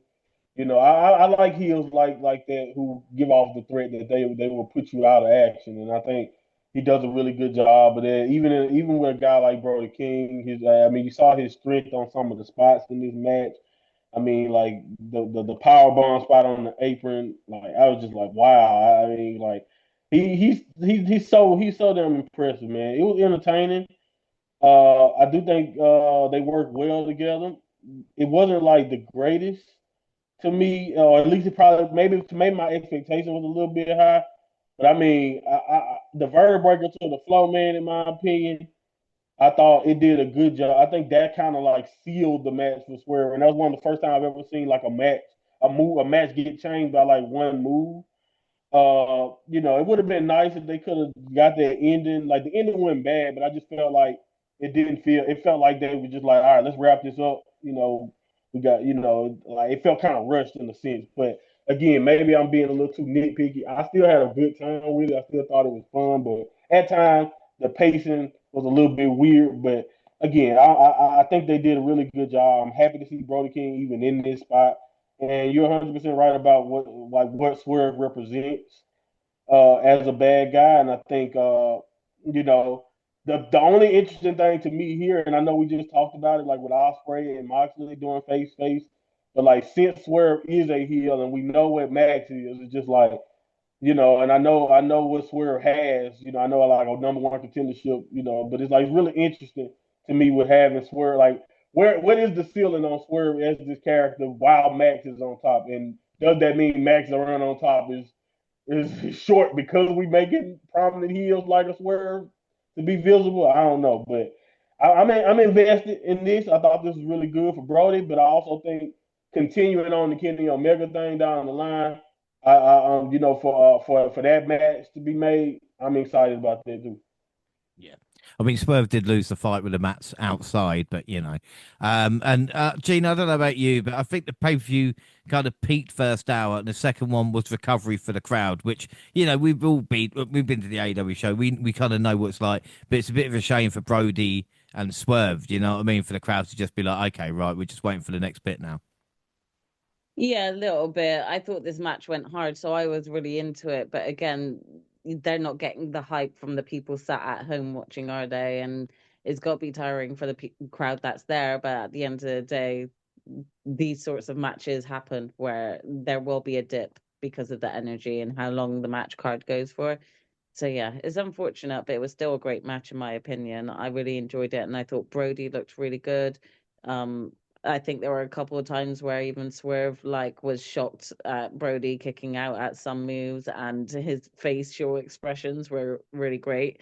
So yeah, it just showcased more for like in Brody's opinion on why he was at a level that he could face Swerve, and it showed that he could stay on par with him.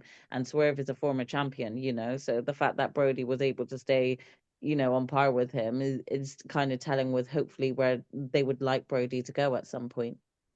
Yeah, let's just hope he's not floating around. So out of 5, then Monty, what would you give it? And give it a 4. And Gina? Yeah, I'll give it a 4 as well.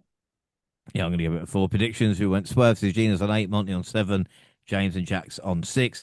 And Tekla put a women's world title on the line against the woman she beat for the belt, Chris Statlander. This was a 2 out of 3 falls match, so we knew we were in for a battle of attrition. Tekla got the first fall when the ref didn't see Stat's leg on the bottom rope, so Stat Daddy was angry heading into the next part of the match. The Toxic Spider kept up the aggression. Look, she might get 2 falls in a row for an easy victory, but Statlander didn't go down without a fight. She made a comeback and evened the score with the next fall. The ref was knocked out of the ring, so Tekla stole his belt and tried to use it as a weapon. Statlander stole it from her and whipped her from it repeatedly. She hit her finisher, but there was nobody to make the count. She fought off Judy Hart and Sky Blue before the ref recovered and took back his belt. Tekla nailed her with a spear, followed by a pair of stomps for the win to retain her title. Gina, what were your thoughts on this? Yeah, I thought this match was really good. I think the right person won in the end. Watching Tekla, I did expect some heel type moves to come from her. So when the ref did get knocked out and like she took his belt, I found that pretty funny to be honest. Her teeth in his belt. I found it quite hilarious to watch. But I did expect this tomfoolery, but I still think that Tekla could have won it without the tomfoolery happening and without the others getting involved. Um, I think it would have worked either way, but with Tekla getting a clean win without others' involvement and stuff, maybe that would have, solidified her a little bit better. But either way, it just shows how much of a heel she is at the same time, having her people come out and help. I did think that they matched each other well, but in my opinion, it I don't know what this does for Chris going forward because Chris, in my opinion, hasn't held the belt for as long as not what I'd like, but what I'd have expected her to hold it. And I'm not sure whether her reign is something to, gloat about at this point. So it does make you sit there and think, what is Chris going to do from here? Like, where will her story kind of go? Will she be able to stay connected with the fans now that she's kind of lost the belt and then lost the rematch for the belt? So you do have to kind of think about those aspects with it. But all in all, I still enjoyed the match and I thought it showcased Thekla really well. And it's made me like Thekla even more than I did going into the match. So it did its job in a way, I guess. But yeah, Mm. I thought the match was good. I'll give it a 4.25. Yeah, like I said, Tekla's doing well at this moment in time. One of the things, Monty, that I thought was incredible was the size difference, which I didn't think I realised watching these two compete. But do you know what I mean? Like, Tekla's tiny compared to Stat. Yeah, she's a little firecracker, man. And, she's always. I think I'm just very proud about. I'm proud of my instincts, man, because I saw Tekla in Stardom, and I knew it when I saw when her and Julia and Julia and Tekla used to be in a faction together, so it kind of lets you know how talented their faction was, and I immediately knew they both had bright futures, and like so I very happy that Tekla was catching on, and she hasn't really changed much. She was this insane in Japan, and you know, I just think she's. It's like I'm still your line about Io. I mean, Tekla's right in that same vein. She's so cool, just very cool, very. Uh, she was having fun. You can tell like with the match, but at the same time, I thought the most shocking thing to me was like I know Tekla was being kind of underhanded, but like she controlled Chris for a lot of this match, and I think that also makes you look at the physiques and be like, wow, this little woman was beating up on this like you said more than a woman, which is Chris's thing. She was she was really beating her up most of the match. So this is definitely a great you know, let's platform Tekla and let's showcase our world champion type of deal, even in a best 2 out of 3 fall. But I thought they incorporated some really good moments also.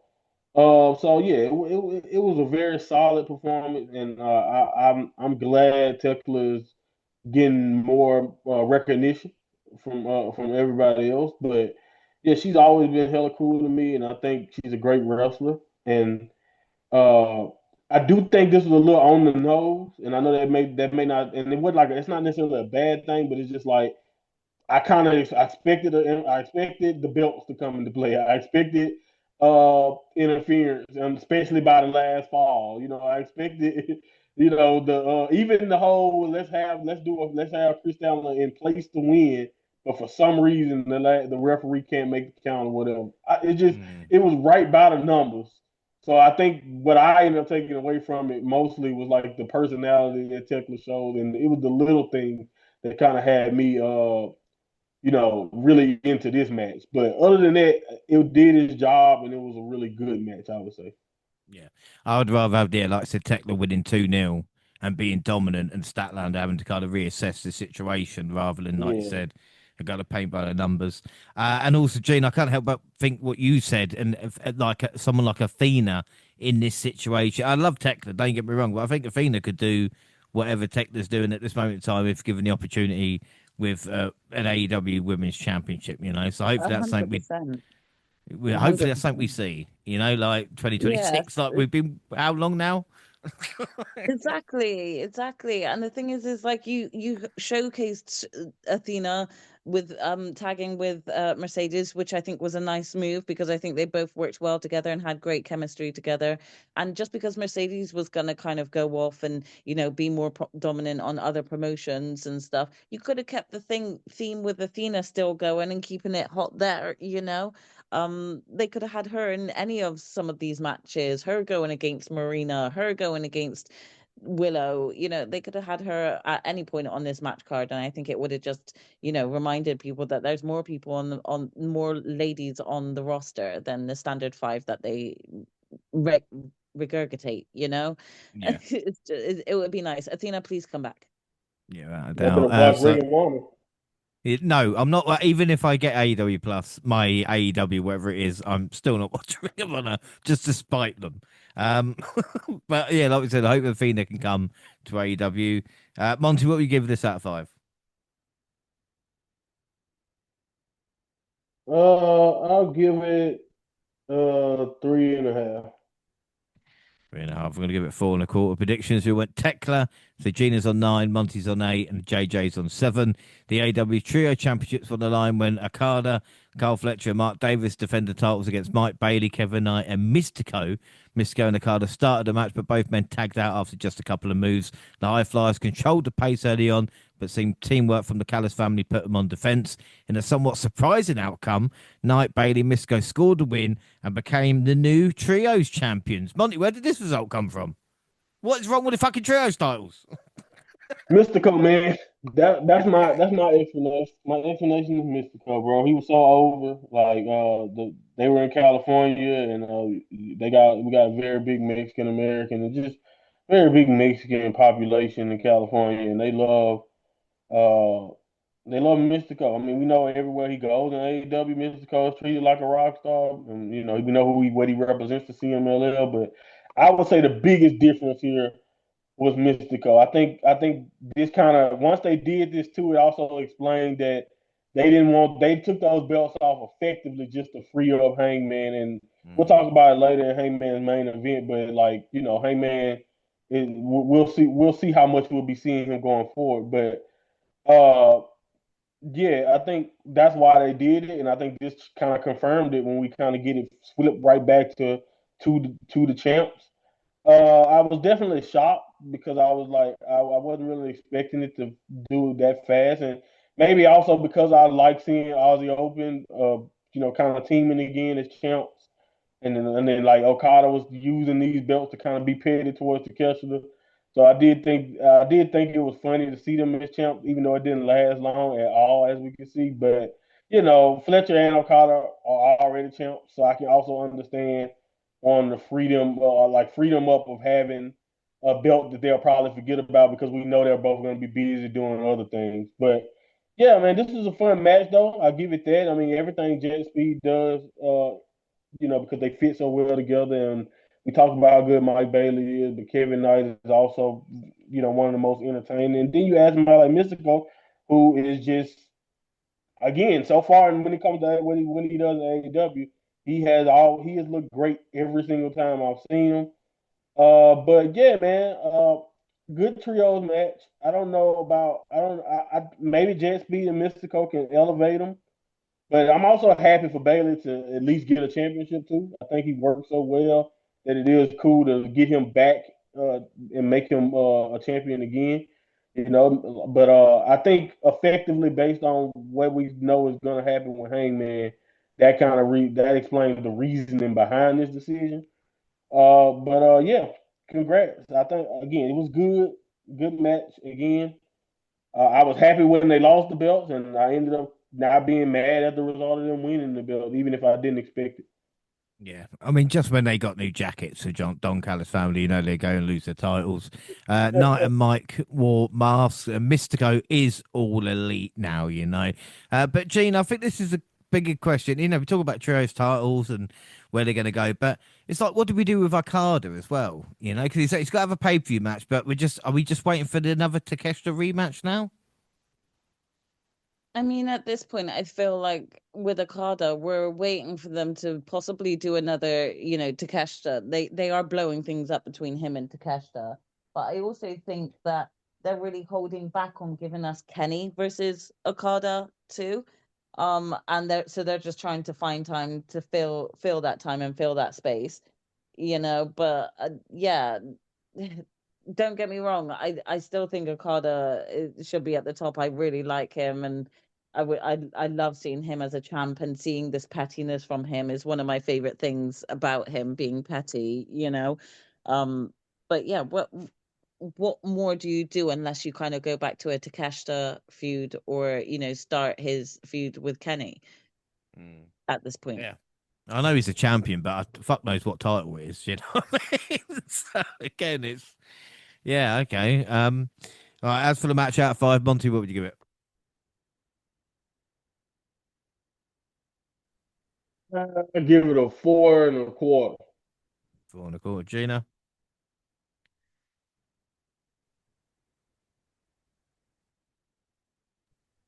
Sorry, I think my link cut out. I had to rejoin. That's all right. What are you going to give this out of 5? Oh, I mean, I still enjoyed the match. I'll give it a 4. Give it a 4. Yeah, I'm going to give it a 4.25. Like I said, predictions all Don Callis apart from Jaxie. So I don't know how Jaxie guessed it or fluked it. I will say she's not here to defend herself. So mate, I'm not pissed off by it at all. Gina's on 9, Monty and Jack's on 8. I am on 7. And then the Ring of Honor World Champion was in non-title action when Bandido took on Andrade El Idolo.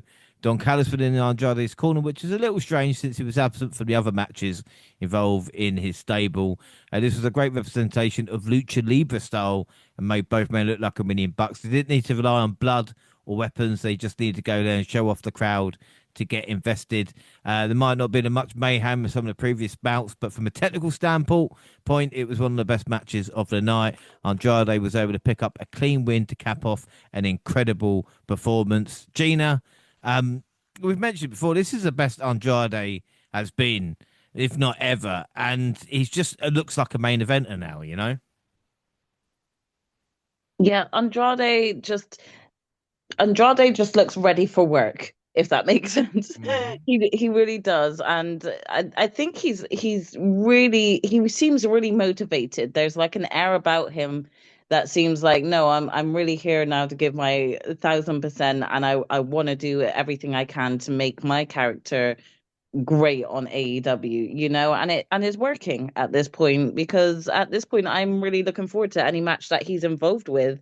I liked him beforehand. I liked him in WWE, but the back and forth and the uncertainty kind of causes you to lose a bit of interest sometimes. And I feel like Andrade really is reminding people why you should be excited to see him in a match, you know? Yeah, right. I just hope they get behind him. You know, even if he's doing double duty, like, you know, Takeshita is, and maybe they're not pushing him to like the full extent. But I just hope, you know, like I said, this Andrade deserves something at the end of the day, you know? Yeah, for sure. And can I just say, Bandido also looked really good in this match, but Bandido always looks great in his matches. Yeah, well, Bandido is great, isn't he? You know, for me, I think Bandido needs to drop the title and just team with Brody King or do something like this, you know? Monty, I mean, we talk about two just great wrestlers. Bandido did struggle to get his trousers off. Andrade got his red pants out. And I tell you what, even I was impressed with his knob. What are your thoughts? My thoughts are now we're gonna get the very first negative thing I'll say about this show. I'm sorry, AEW stands, I'm letting you down, but you please pace these shows better, Tony. Man, like sorry, bro. Like this match is incredible, but I had to watch it days later on, on a replay, and just like I. It's not that doesn't take away from the match, but by that time I had already knew the result. I had already kind of known that it was pretty good. So that does alter, like maybe this could have been another one of my 5 stars. This would have been one of the first cards I gave 3, 4, 5 stars on. I don't know. You never know. Because I do think it was a worthy match, but I just not remember from my initial thoughts of it. All I remember was Andrade walking around flirting and doing what he do. And by that point, I was like, "Hey man, can we get this shit because midway through the match, I got reminded that Max and Hangman are not next. It's a fucking trio. It's a fucking tornado trios match. I'm like, Jesus Christ! Like I've been watching this since I've been watching. At that point, at that point it had to be going on 11 p.m. my time, which is like Central Standard American time. So if you was on the East Coast, you know what time it was. If you was on the West Coast, it was probably a little bit better for it. And to be fair to them, they were on the West Coast. But still, when you watch it real, I'm washed, y'all. I mean, I know this don't mean much saying it to my co-host here. You know what I mean? Because but I went from being young, you can watch wrestling all day, all night, do whatever I want to do all day, all night, to where now, if it hits past 10:30, I'm going to sleep. I will cut it off. I don't care if I pay for it.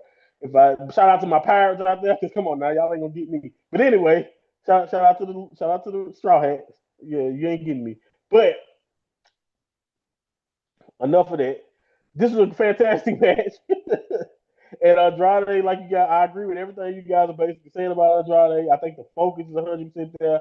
I think there's a lot of intent with the way they're using him right now, and I just hope they maintain that. And Bandito has been incredible. This is a genius idea to make these two guys go against each other. And yeah, man, just find creative ways to continue to keep showcasing Andrade, and I have no problem with it. My only problem that I got in general is just the fact that this happens 2.5 hours or so within the main show, and you gotta take into account that the pre-show is also an hour. So, like, to be fair, I could be undercutting exactly how late this was for me. But either way it goes, I was dead tired, and we gotta do better. So y'all know what my initial breakdowns of these next two matches I sound like. But anyway, yeah, let's go. This is good, really, really good. When I went back and rewatched it. I thought I'd let you go off on one there. That's fine. Yeah, I always split up the AEW pay-per-views anyway. I don't watch them live, and that's another thing about getting old. When I was younger, I used to get up at 1 o'clock in the morning to watch the pay-per-views, to finish at 4 o'clock to either go to like school or work or whatever it is. And now I don't even bother until 9 o'clock in the evening. And you know what? I'll catch up with it at some point. I don't need Yeah, to watch it live. But again, I thought this was a really good match. Gina, what would you give it out of 5? I'll give it a 4.25. Monty? 4.5. Oh. Yeah, it's even like I said, we've been reviewing it. It feels like we've been doing like 5 hours, but we're getting through it now. We're only a couple of matches left. Predictions all went on Andrade. So Gina's on 10, Monty and Jack's on 9. I'm on 8. And again, like you said, we got a Tornadoes Trios match took place, which we didn't need. Darby Allin, Orange Cassidy, Roderick Strong taking on Gay Pig, Clark Connors, and David Finlay. With no tags on the night where the refs seem to be playing fast and loose with the rules, this turned into chaos immediately. Orange Cassidy, Allen, and Strong got the victory by pinning Connors, while Kid was zip tied to part of the stage. Monty, I mean, this wasn't good for the Dogs making their pay-per-view debut. Yeah, it wasn't good for me either because boy, did I boy, was I mad about this damn match, and it wasn't even about the fact that the Dogs lost. Because at this point, I've purged any familial bonds I have with these guys. And you're just another AEW team now at this point, so screw it. But uh, yeah, man, I don't know. I just like you mentioned, we didn't need this, and this is. But then I thought about who was on the other side of the Dogs, and I was like, you know what? Why am I not surprised? Because at this point, we are at that point with Orange Cassidy and Darby Allin where we know they're gonna find a way to get those guys on the damn card, whether the story matters or whether it's pay-per-view worthy or not. They're gonna get on this card. They're gonna fight in a meaningless, whether it's a meaningless trios match or just a pre-show match, whatever they got to do. Well, who am I kidding? Darby Allin will probably never be on the pre-show, but still, like I'm just with you guys. It was nothing amazing. It was standard. I do not need a. This is a 12 match card at least. I don't need dynamite matches on my card. I just don't. I don't need dynamite main events on my pay-per-view cards, man. And that's how I feel about it. Luckily for them, I only was able to see this with fresh eyes. But if I would have stayed up and tried to watch it that night, I'm pretty sure I would give this a negative star, and it wouldn't even have anything to do with the rec. It wouldn't even have to do with the wrestling. It wouldn't even have anything to do with the wrestling. It'd just be like, bro, I'm tired, and I don't need to see something that don't mean anything. And that's what this felt like in the moment. That is just a showcase of guys that I like. I like all of you, but I don't need to see you for 15 minutes of just nothing for the most part. Nothing unique, nothing creative. Get this out of the way. This is what brings AEW overall pay-per-view cards down. Is when they start doing this fucking filler. Like they can give me a fantastic card where I'm like, you know what? I might rate this a damn 10. But they give me like they gotta give me at least 3 to 4 segments where it's just like, why the hell is this on the show? Yeah. Gina, how good would this have been if this was like a Collision main event? You know what I mean? Leading up to the pay-per-view rather than wasting our time on the show. Yeah, I definitely feel like this should have been, the go home show main event or something like that. I don't think it needed to be on Revolution at all. It really did not need to be on the show. It served no purpose, especially with having the War Dogs lose. If they were going to have them win, maybe that would have been worth putting it on the Revolution show. But if you were just going to have them Exactly. lose like this, like just have it on the go home show as the main event and, leave it. Like you said, if you're not going to put him on 0 hour, if you're not going to replace the boom match that we also don't really need on 0 hour, if you're not going to replace that match with something like this, then just put it on the go home show because the show was just too long. For those of us in the UK, we're already having to wait until midnight for the show to actually start, let alone like if we're trying to stay up to watch it. I'm passed out by then. Like I'm passed out way before then, to be honest.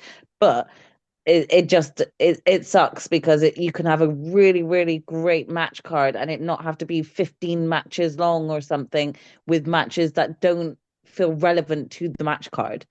If they all felt relevant, then maybe I could make an argument for it being so long. But because some of the matches on there don't feel relevant and feel like they could just be a weekly show main event match, it does kind of piss you off a little bit when you could be watching this on Wednesday night instead. So yeah, I definitely agree with Monty on that front.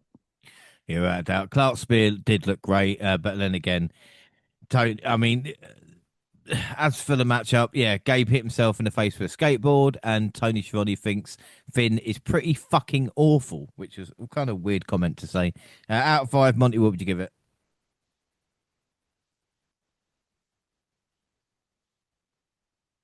3.5. Gina? If the War Dogs won, this would have been higher, but I'm gonna give it a 3. Give it a 3. Predictions, we went dogs. So Gina's on 10, Monty, Jack's on 9, I'm on 8. And the main event of Revolution was the men's world title match between Adam Page and MJF. Hangman came to the ring with barbed wire already wrapped around his arm. We got a top-notch entrance from MJF as a cowboy pissing on Hangman's grave. The champion was bleeding from the mouth when he even started using weapons, but they were soon brought into the mix. Hangman even pulled a framed window out, but MJF broke it in the middle of the ring, only for Page to slam him onto the glass a moment later. MJF was a bloody mess after a little while, and Hangman kept finding ways to make it worse. If anything made you cringe, it was probably when MJF put a syringe in Page's cheek. Hangman ended up grabbing a chain with the 2 dog collars from under the ring to connect himself to MJF. The champion freaked out when he realised what was happening. Page set up a barbed wire board on top of a table, but MJF sent him crashing through it. They both crashed through some equipment near the stage and caused a small explosion. But this being AEW, of course, that wasn't a finish. For more than 40 minutes, they battered the shit out of each other. But when the dust settled, MJF won by hanging Hangman from his dog collar until he passed out and could not answer the count. Gina, what did you think of this horrific main event? I was in pain watching this match. From beginning to end. Like the way he was dragging MJF through those glass shards, like it was just so cringe to watch. I had to like keep looking away. The syringe, I don't even want to talk about it. It's just when you know how we all cuss Darby Allin and John Moxley for the brutality that they always like to bring. I think we can now add MJF and Hangman to that mix because they just went for it. Anything that they've seen the others do, they're like, let's try and take it up a notch. It was just crazy. It was painful, and you couldn't look away. The match was great, and you could feel the hatred between each other. They both had great spots where they looked like they might get the win here or there. It was a great match, and to be honest, I could not tell which way it was going to go, and that's one thing that you do love about some wrestling matches is that you really can't tell who's going to win. There are some matches that you can blatantly tell, okay, this person's going to win. You can just feel it. This one, I couldn't tell you.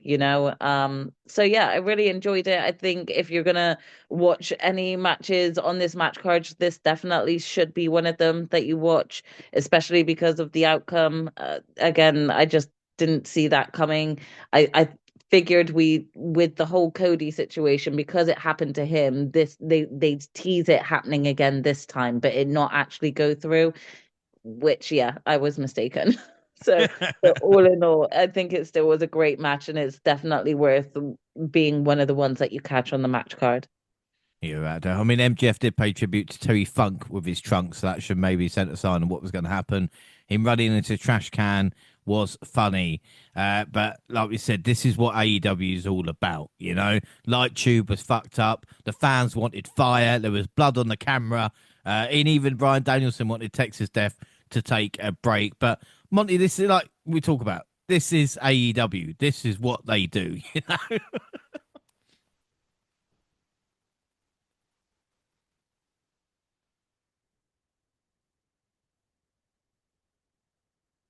Oh dear.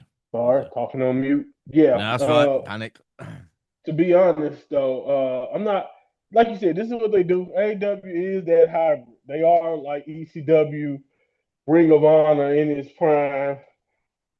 You know, they do have elements. I think some people don't like to acknowledge it. They do also have elements of like WWE Attitude Era in its prime too. But it's a mixture, and I think that, like you mentioned, we talk about even a little bit of the X Division impact on TNA, prime days are all what makes AEW, in my opinion. Like Tony wears inspiration on his sleeve. It's pretty obvious. Like we mentioned, I think that's one of the things that people really like about him, is that he's such a big fan, and that's what this is. This is just like a good callback to that style. And if you really like it, you really like it. If you're not into it, then you know that as soon as they said Texas Death, that you probably want to kind of turn away. It was hard to not try to compare this to the Swerve one, and to watch them try to go to like similar lengths, but the hatred, like I know they kind of touched on some things, but I just don't know if for some reason it don't feel the same as with him and Swerve. Maybe I mean, of course, you got maybe it's the outside storytelling with the burning of the houses and all the extra curricular things that kind of made it that way. But it was hard for me not to look at this and be like, wow, I don't know how much I would compare this to the Swerve match. It's kind of tough to rate this one, but again, I I don't have a problem with it. The pacing was kind of weird too to me at the time, but I do think it was great. I thought they executed everything, and I do think it had moments where I was genuinely like shocked at how far they were really trying to go. I mean the syringe thing. I mean, come on, like I know you come to expect it, but still watching it, how can you not just be like like I was like that as I seen it. So it was just you know again, it was some callbacks. I think Hangman did a good job of kind of calling back to his other Texas Death matches that he's had with like I mentioned with Swerve, and I think he had one with Punk. So like, again, I thought this was really cool. I don't necessarily think it was like again as good as maybe the other two, and it did go 40 minutes legitimately. So it was just like one of them things where it's like how much more like my thing is that when you make a match like this brutal and then you go 40 minutes, it's very very different to me than if I watch a match that two guys that I watch go 20 minutes and have fun and then they go try to do a 60-man Iron Man match. Like if you're gonna be this brutal and you gotta go 40 minutes to keep him down, like you really got to go for it. So I do kind of understand why I felt like they kept going for it, but at the same time, it's like you could have told probably a more effective story in 30 minutes or a more effective story in 25 minutes, maybe. So again, it's all I got my nitpicks, but I can't act like I wasn't entertained and I didn't understand where we are for walking out of this. And as far as Hangman goes, like I said, from what I understand, he's taking time off. So what a way to kind of wrap up his this whole arc of where he was a heel and where he was a babyface. I think, like I said, he's been one of the most compelling characters. If anybody deserve a break, I think I wouldn't be mad if it's Hangman who get one.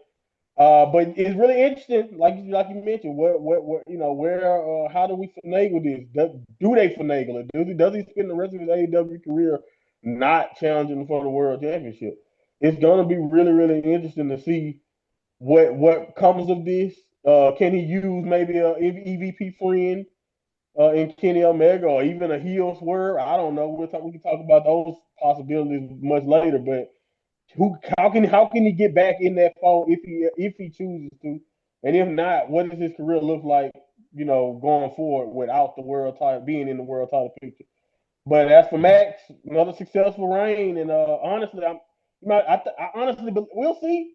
But I'm only worried about London for Max. I think he might be safe with the belt until London, but we'll see. Yeah, but like you said, the bigger question is MJF or Swerve, isn't it? As we've seen, as we Yeah, talked about. MJF is, dislikable, and I think with Swerve, he's hated, but there's like a more dangerous side. So it'd be interesting to see if Page has to go back on his word to get the title off either MJF or a Swerve.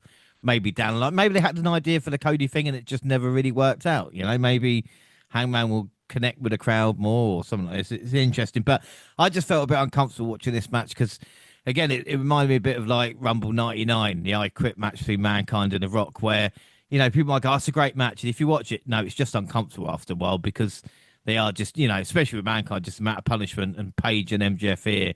Just, yeah, it's just going to take years off their career if they're not careful. But out of 5, then, Gina, what would you give it? 4.5. 4.5. Monty?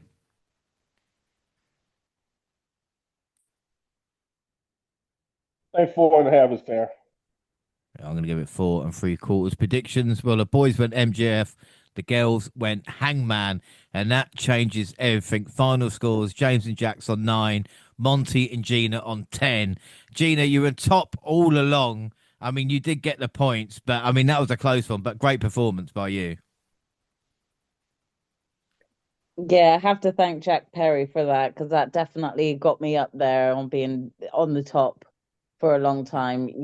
I'm just gutted I lost the 3 that I did. Otherwise, it would have been such a great show for me in terms of predictions. But I'm still happy with that result, and I think I'm doing much better than I had been doing in the past. Yeah, and Monty was ever so lucky getting the win with the last match on the card as well. Shout out to my AEW stands, baby. We in the building. We But in so the that means building. the Double Up Prediction League after Chamber and Revolution. AEW, James and Jackson 0 for AEW, Monty and Gina on 1. So there we go. Overall, then, Monty, I'll start with you because, I mean, you've got a couple of 5-star matches there, I do believe, to pick from. Yeah, man, I'm gonna give it one of my highest ratings. I'm not sure exactly if I've ever gave an AEW show much higher than this, but I got to give it 9.5, man. To me, again, that's like really high because my main flaw, I didn't have, even the stuff that I didn't care for. Like my own, but I really only got one major critique, and that's all, and that's gonna probably be the same critique. So at some point, I don't even know if I can even make it as a critique. It's like, oh, you're doing this to yourself, bro. You know it's going to be 15 matches. You know some of it you might not need on one show or whatever. But that's my biggest critique. Everything on this show, in my opinion, I think you got a little bit of everything. I think everything for the most part was really good, and at the very least like it advanced or something. Like even if it just ended up being new champions, or even if it just ended up being we got a return out of the deal. If the match wasn't top tier, it was at least something. It was only one thing on that show that I just on, especially on the main card. Only one thing on that main card where I was just like, why do I gotta watch these? And that was that forced, let's get our guys with name value on the card, man. But if you take that off, I think this might be as close to a perfect first pay per view of the year that you could have for me. And that again, maybe I'm just drinking the AEW Kool Aid right now, and maybe like you mentioned earlier, James, we compare it to how we feel about other promotions, but I just don't know if you could do much better than this. And for somebody like me who was so burnt out on wrestling the last 6 months or so of last year, this was really good stuff, and I had a hell of a good time watching it to the point to where I was up there tweeting about the show to y'all live, and I usually don't really care to even do it for AEW shows. So I'm in a good mood for AEW. Don't fuck it up, Tony. What was your match of the night? I'm gonna go with Moxley and Takeshita, but I love that tag match too. And MVP. That's a tough one. That's really that one. That one. That's really the question. You know what? I'm biased, guys. I'm gonna stick with John Mox. Again, every time I watch a show, I always come away just appreciating Moxley. So I'm gonna go with Moxley. I don't know if y'all will go that route. So I'm gonna go that route. I'm gonna go with Moxley. Gina, same to you. Match, MVP, and your score out of 10, please. Yeah, I think Mox and Takeshita is my match. Um, Overall score, yeah, I still enjoyed the match card, so I will actually give it a 9. Um, MVP. Oh God, I don't know. I don't really know who to go with here. I might just give it. Do you know what? I might just give it to Thekla because she's a women's champ and she Yeah. retained. So. Yeah, perfect. Yeah, my match to Keston Moxley, MVP's MJF, and my rating, I'll give it a 9.25 because, like you said, it was a really good show. It makes me think AEW might be better off if they had bi-monthly pay-per-views as well, rather than just month after month. Having that 2 or 3 month break seemed to have really helped them. Anyway, we've got Dynamite to finish March 18th, and Will Ospreay returned to action, easily dispatching Blake Christian. He looks all right, but when he sells that neck in the future, I will be worried. He wants Mox. He arrives, and a brawl broke out with Pac making the save and brutalizing Will, but he didn't back down. Mox and Utah then beat the Bang Bang Gang. But I mean, Monty, Ospreay versus Pac on the way to Ospreay versus Mox. I'll take that. Yep, I'll take it. I hope I can't wait to see what they do, and I'm with you. I do think it's funny that Osprey is kind of like you mentioned, rekindling this little beef with Moxley, who kind of seemed like in a completely different space than when he was when he initiated the problem with Osprey. But I get it, revenge from injuries, but I like the energy we're getting from it, and I do think even if it end up being we get Osprey having the one-on-one Claudio, one-on-one Wheeler, one-on-one. If he got to run through the faction gauntlet to get the Moxley, I think that'll be still some entertaining stuff either way it goes. So I can't complain about this. This is a nice little logical step, and we hitting the ground running with Osprey. Osprey claim he changing his style. Still look dangerous as hell to me. So I just shut up. Yeah, that is true, man. The coffin match between Gabe and Darby certainly started out differently. They met in the parking lot. The Daredevil nearly ran Gabe over. He then threw him in his car trunk and then flipped it, causing a car crash that left already. I mean, Gina, is anything more Darby Allen than, crashing a car before the match even starts? Yeah, I mean, not surprised at all. He then used the crate to roll Kid to the ring where he put a straitjacket on him. Kid bit the head of the Daredevil to fight back, but Allen was too strong. Pair of coffin drops, and Darby sent Kid into the coffin. He then took a microphone, promising he was after MJF and would keep moving at this wild pace until we got the world title. So Gina, Darby wants a world championship, but Gabe was treated as I don't want to say a jobber, but do you know what I mean? Gabe left New Japan to fight Darby Allin. It looks like it's pretty much done. I mean, has Gabe won any matches since being in AEW? Because he's shown up Uh, to be part of the Death Riders and to help them at one point, and then he's kind of gone back off the cards, and then now this is happening. And you would have thought with the entrance of David Finlay and what's the other one with the long hair? Clark Connors. That's it. Disrespected. With even him coming in, you would have thought that maybe some wins would start racking up for Gabe. Even them taking the L at Revolution, you would think, okay, this match between Gabe and Darby, they're definitely going to let Gabe get the win over him here because he got strapped at that final match and couldn't do anything. Nope, he lost this one again. Like, Gabe, go home. Yeah, he's a madman. Um, that's what he does basically now, Gabe. In a post-Revolution promo, Kenny Omega challenged Swerve Strickland to a second match where the winner would become number one contender to the AEW Men's World Championship. The Mogul answered in the ring saying he would only put the opportunity on the line if Omega would defend his own EVP power as well.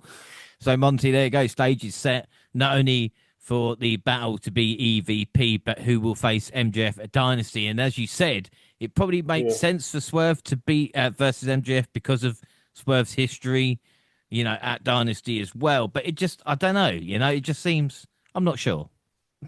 Yeah, well, we could be putting in the work for Kenny to get that spot, to get that one-on-one match with Mac. That makes sense. But that's what makes. I think this little element is what makes AEW so cool, is because you can see some of these big matches. You can make an angle for them going either way. So Like, yeah, I can see it going that way. I can see Swerve using the EVP power because I think the funny thing about it, when he did the challenge, I'm sitting there listening to the promo and I'm just like, all right, that sounds cool, but I mean, if you go off how Kenny used his EVP power now, this ain't a fair trade. Swerve, like the EVP, what does being the MVP actually has gotten, especially Kenny, man, I guess you can get drunk with power and take liberties, and I guess that is an angle that you can do, but it's not one of the things that's used, outside of that whole buzz angle. I don't, it wasn't really used like that before. It just felt like a title to me. But, again, it is what it is. It's something. It adds stakes to this non-title match, but it also gives you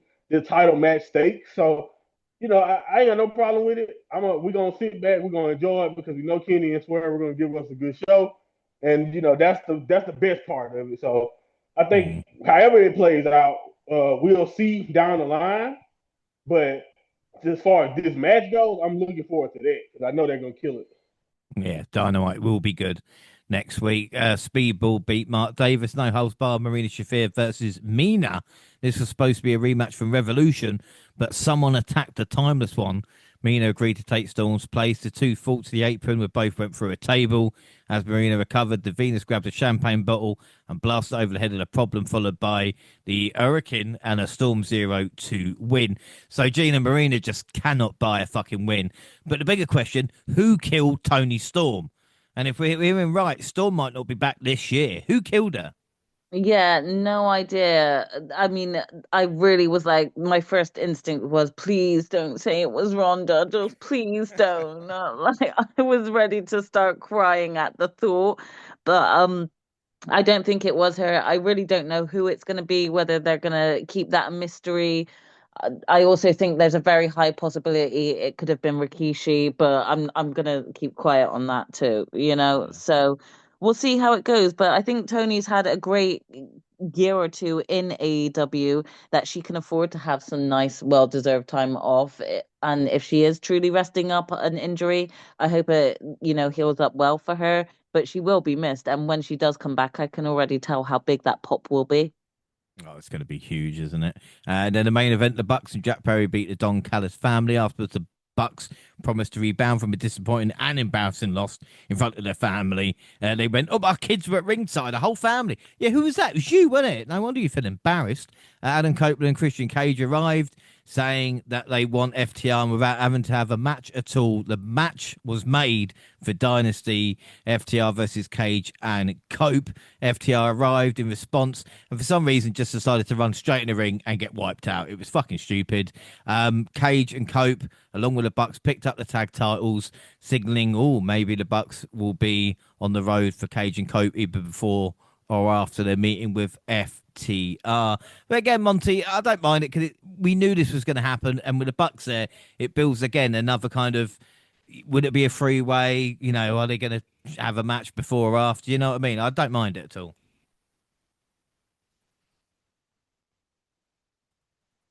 Yeah, I think that might be the real end goal, but to get there, we gotta have probably ENC, or I'm calling ENC, but CNC will have them probably take the belts off FTR and Dynasty. I don't know, I'm just guessing, but we'll see it. But I definitely think a three-way is probably what we'll be headed towards all in because I do think it does like a generational and like a top like we know as far as cachet goes, they are like the three best tag teams you can put in this situation. So, I can see that being where we go. It'd be interesting to see because we do got a lot of time between now and then. How exactly we get there? How many twists and turns? Who? What changes? I love Christian. While everybody else is talking about how personal chasing LTR down is for them, I don't think Christian can muster up is I want to be tag team champions because it makes me some money, and I 100% relate to that. My brother, chase the bag. Forget all of that other stuff. But yeah, Christian still being an a-hole, but lovable now is really, really cool.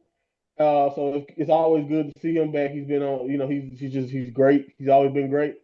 And I'm excited to see where how many twists and turns, where else are we headed when it comes to this. And I thought it was also kind of cool that this is basically one of the last things this is basically the last thing on Dynamite. Like it's kind of cool to as much as I've been dogging how dog shit the tag division has felt for a while at AEW, it's cool that this feels like one of their more important storylines leaving Dynamite. Yeah. And what's going to be weird as well is next time we review AEW will be on the anniversary show, which will be the start of May, which will be Dynasty. So there's going to be a little bit of a break. So we will kind of know where we are for Double or Nothing by the time we do Dynasty. But obviously we'll catch up by the time we do Double or Nothing with WrestleMania and everything else in between. The last thing to do, Gina, it's my favourite thing to ask you as well. What are your thoughts on AEW with what we have covered this month? I mean, it's still up and down. And the thing is, I can't really complain too much. Sometimes, some weeks I'm complaining because Collision doesn't make sense and the matches are just random and, they don't match up to what's just happened maybe on the main show. Or sometimes they're just really good and they just make sense. So it would be helpful if they stayed consistent with making it make sense. But I do still look forward to what they have to offer us, especially with some recent signings and returns that we had with Revolution. This could help pick things up. So we should just see how things go. Yeah, without a doubt. Well, that is it. Don't forget, we're across all social media, at the WNR Podcast. I'm at the WNR Pod James. You can find the entire WNR team on the banner. Monty, where can people find and follow you? At my Monty Pod, also at AEWStand.com. And Gina? You can find me on X and Twitch at Purple Pain. Perfect. Domino's Facebook and Instagram. Send us an email at podcast@gmail.com and YouTube and the Domino Podcast, where we're celebrating nearly 11 years of the WNR with Schultz. We're doing a showcase mode at the moment. I never want to see fucking CM Punk ever again. But, you can hear me moan about that on YouTube and the clips from any event we go to. Also, the podcast is live on YouTube, also on SoundCloud, on your phone, and also Spotify and iTunes, where you can download, subscribe, rate, and review there. So that is it. Our next episode is NXT Vengeance Day, which will be next weekend. And in 2 weeks' time, it is our New Japan catch-up. I'm going to call it the Dash to the Cup. We're going to go New Year Dash to New Japan Cup, and we're going to do that in 2 weeks. Until then, I've been James Rowlands, and I was joined by the mind of Monty. Monty, again, congratulations on the AEW win. You needed it, though, because you ain't doing that great this year. I can say that. Yeah. All hail Tony Khan. Fuck WWE. And of course, the genius of Gina. Gina, you're on fire at the moment, baby. Yep, and I definitely need to keep that going. So wish me luck for the next one. Well, that is it. Thanks for listening, everybody, and bye.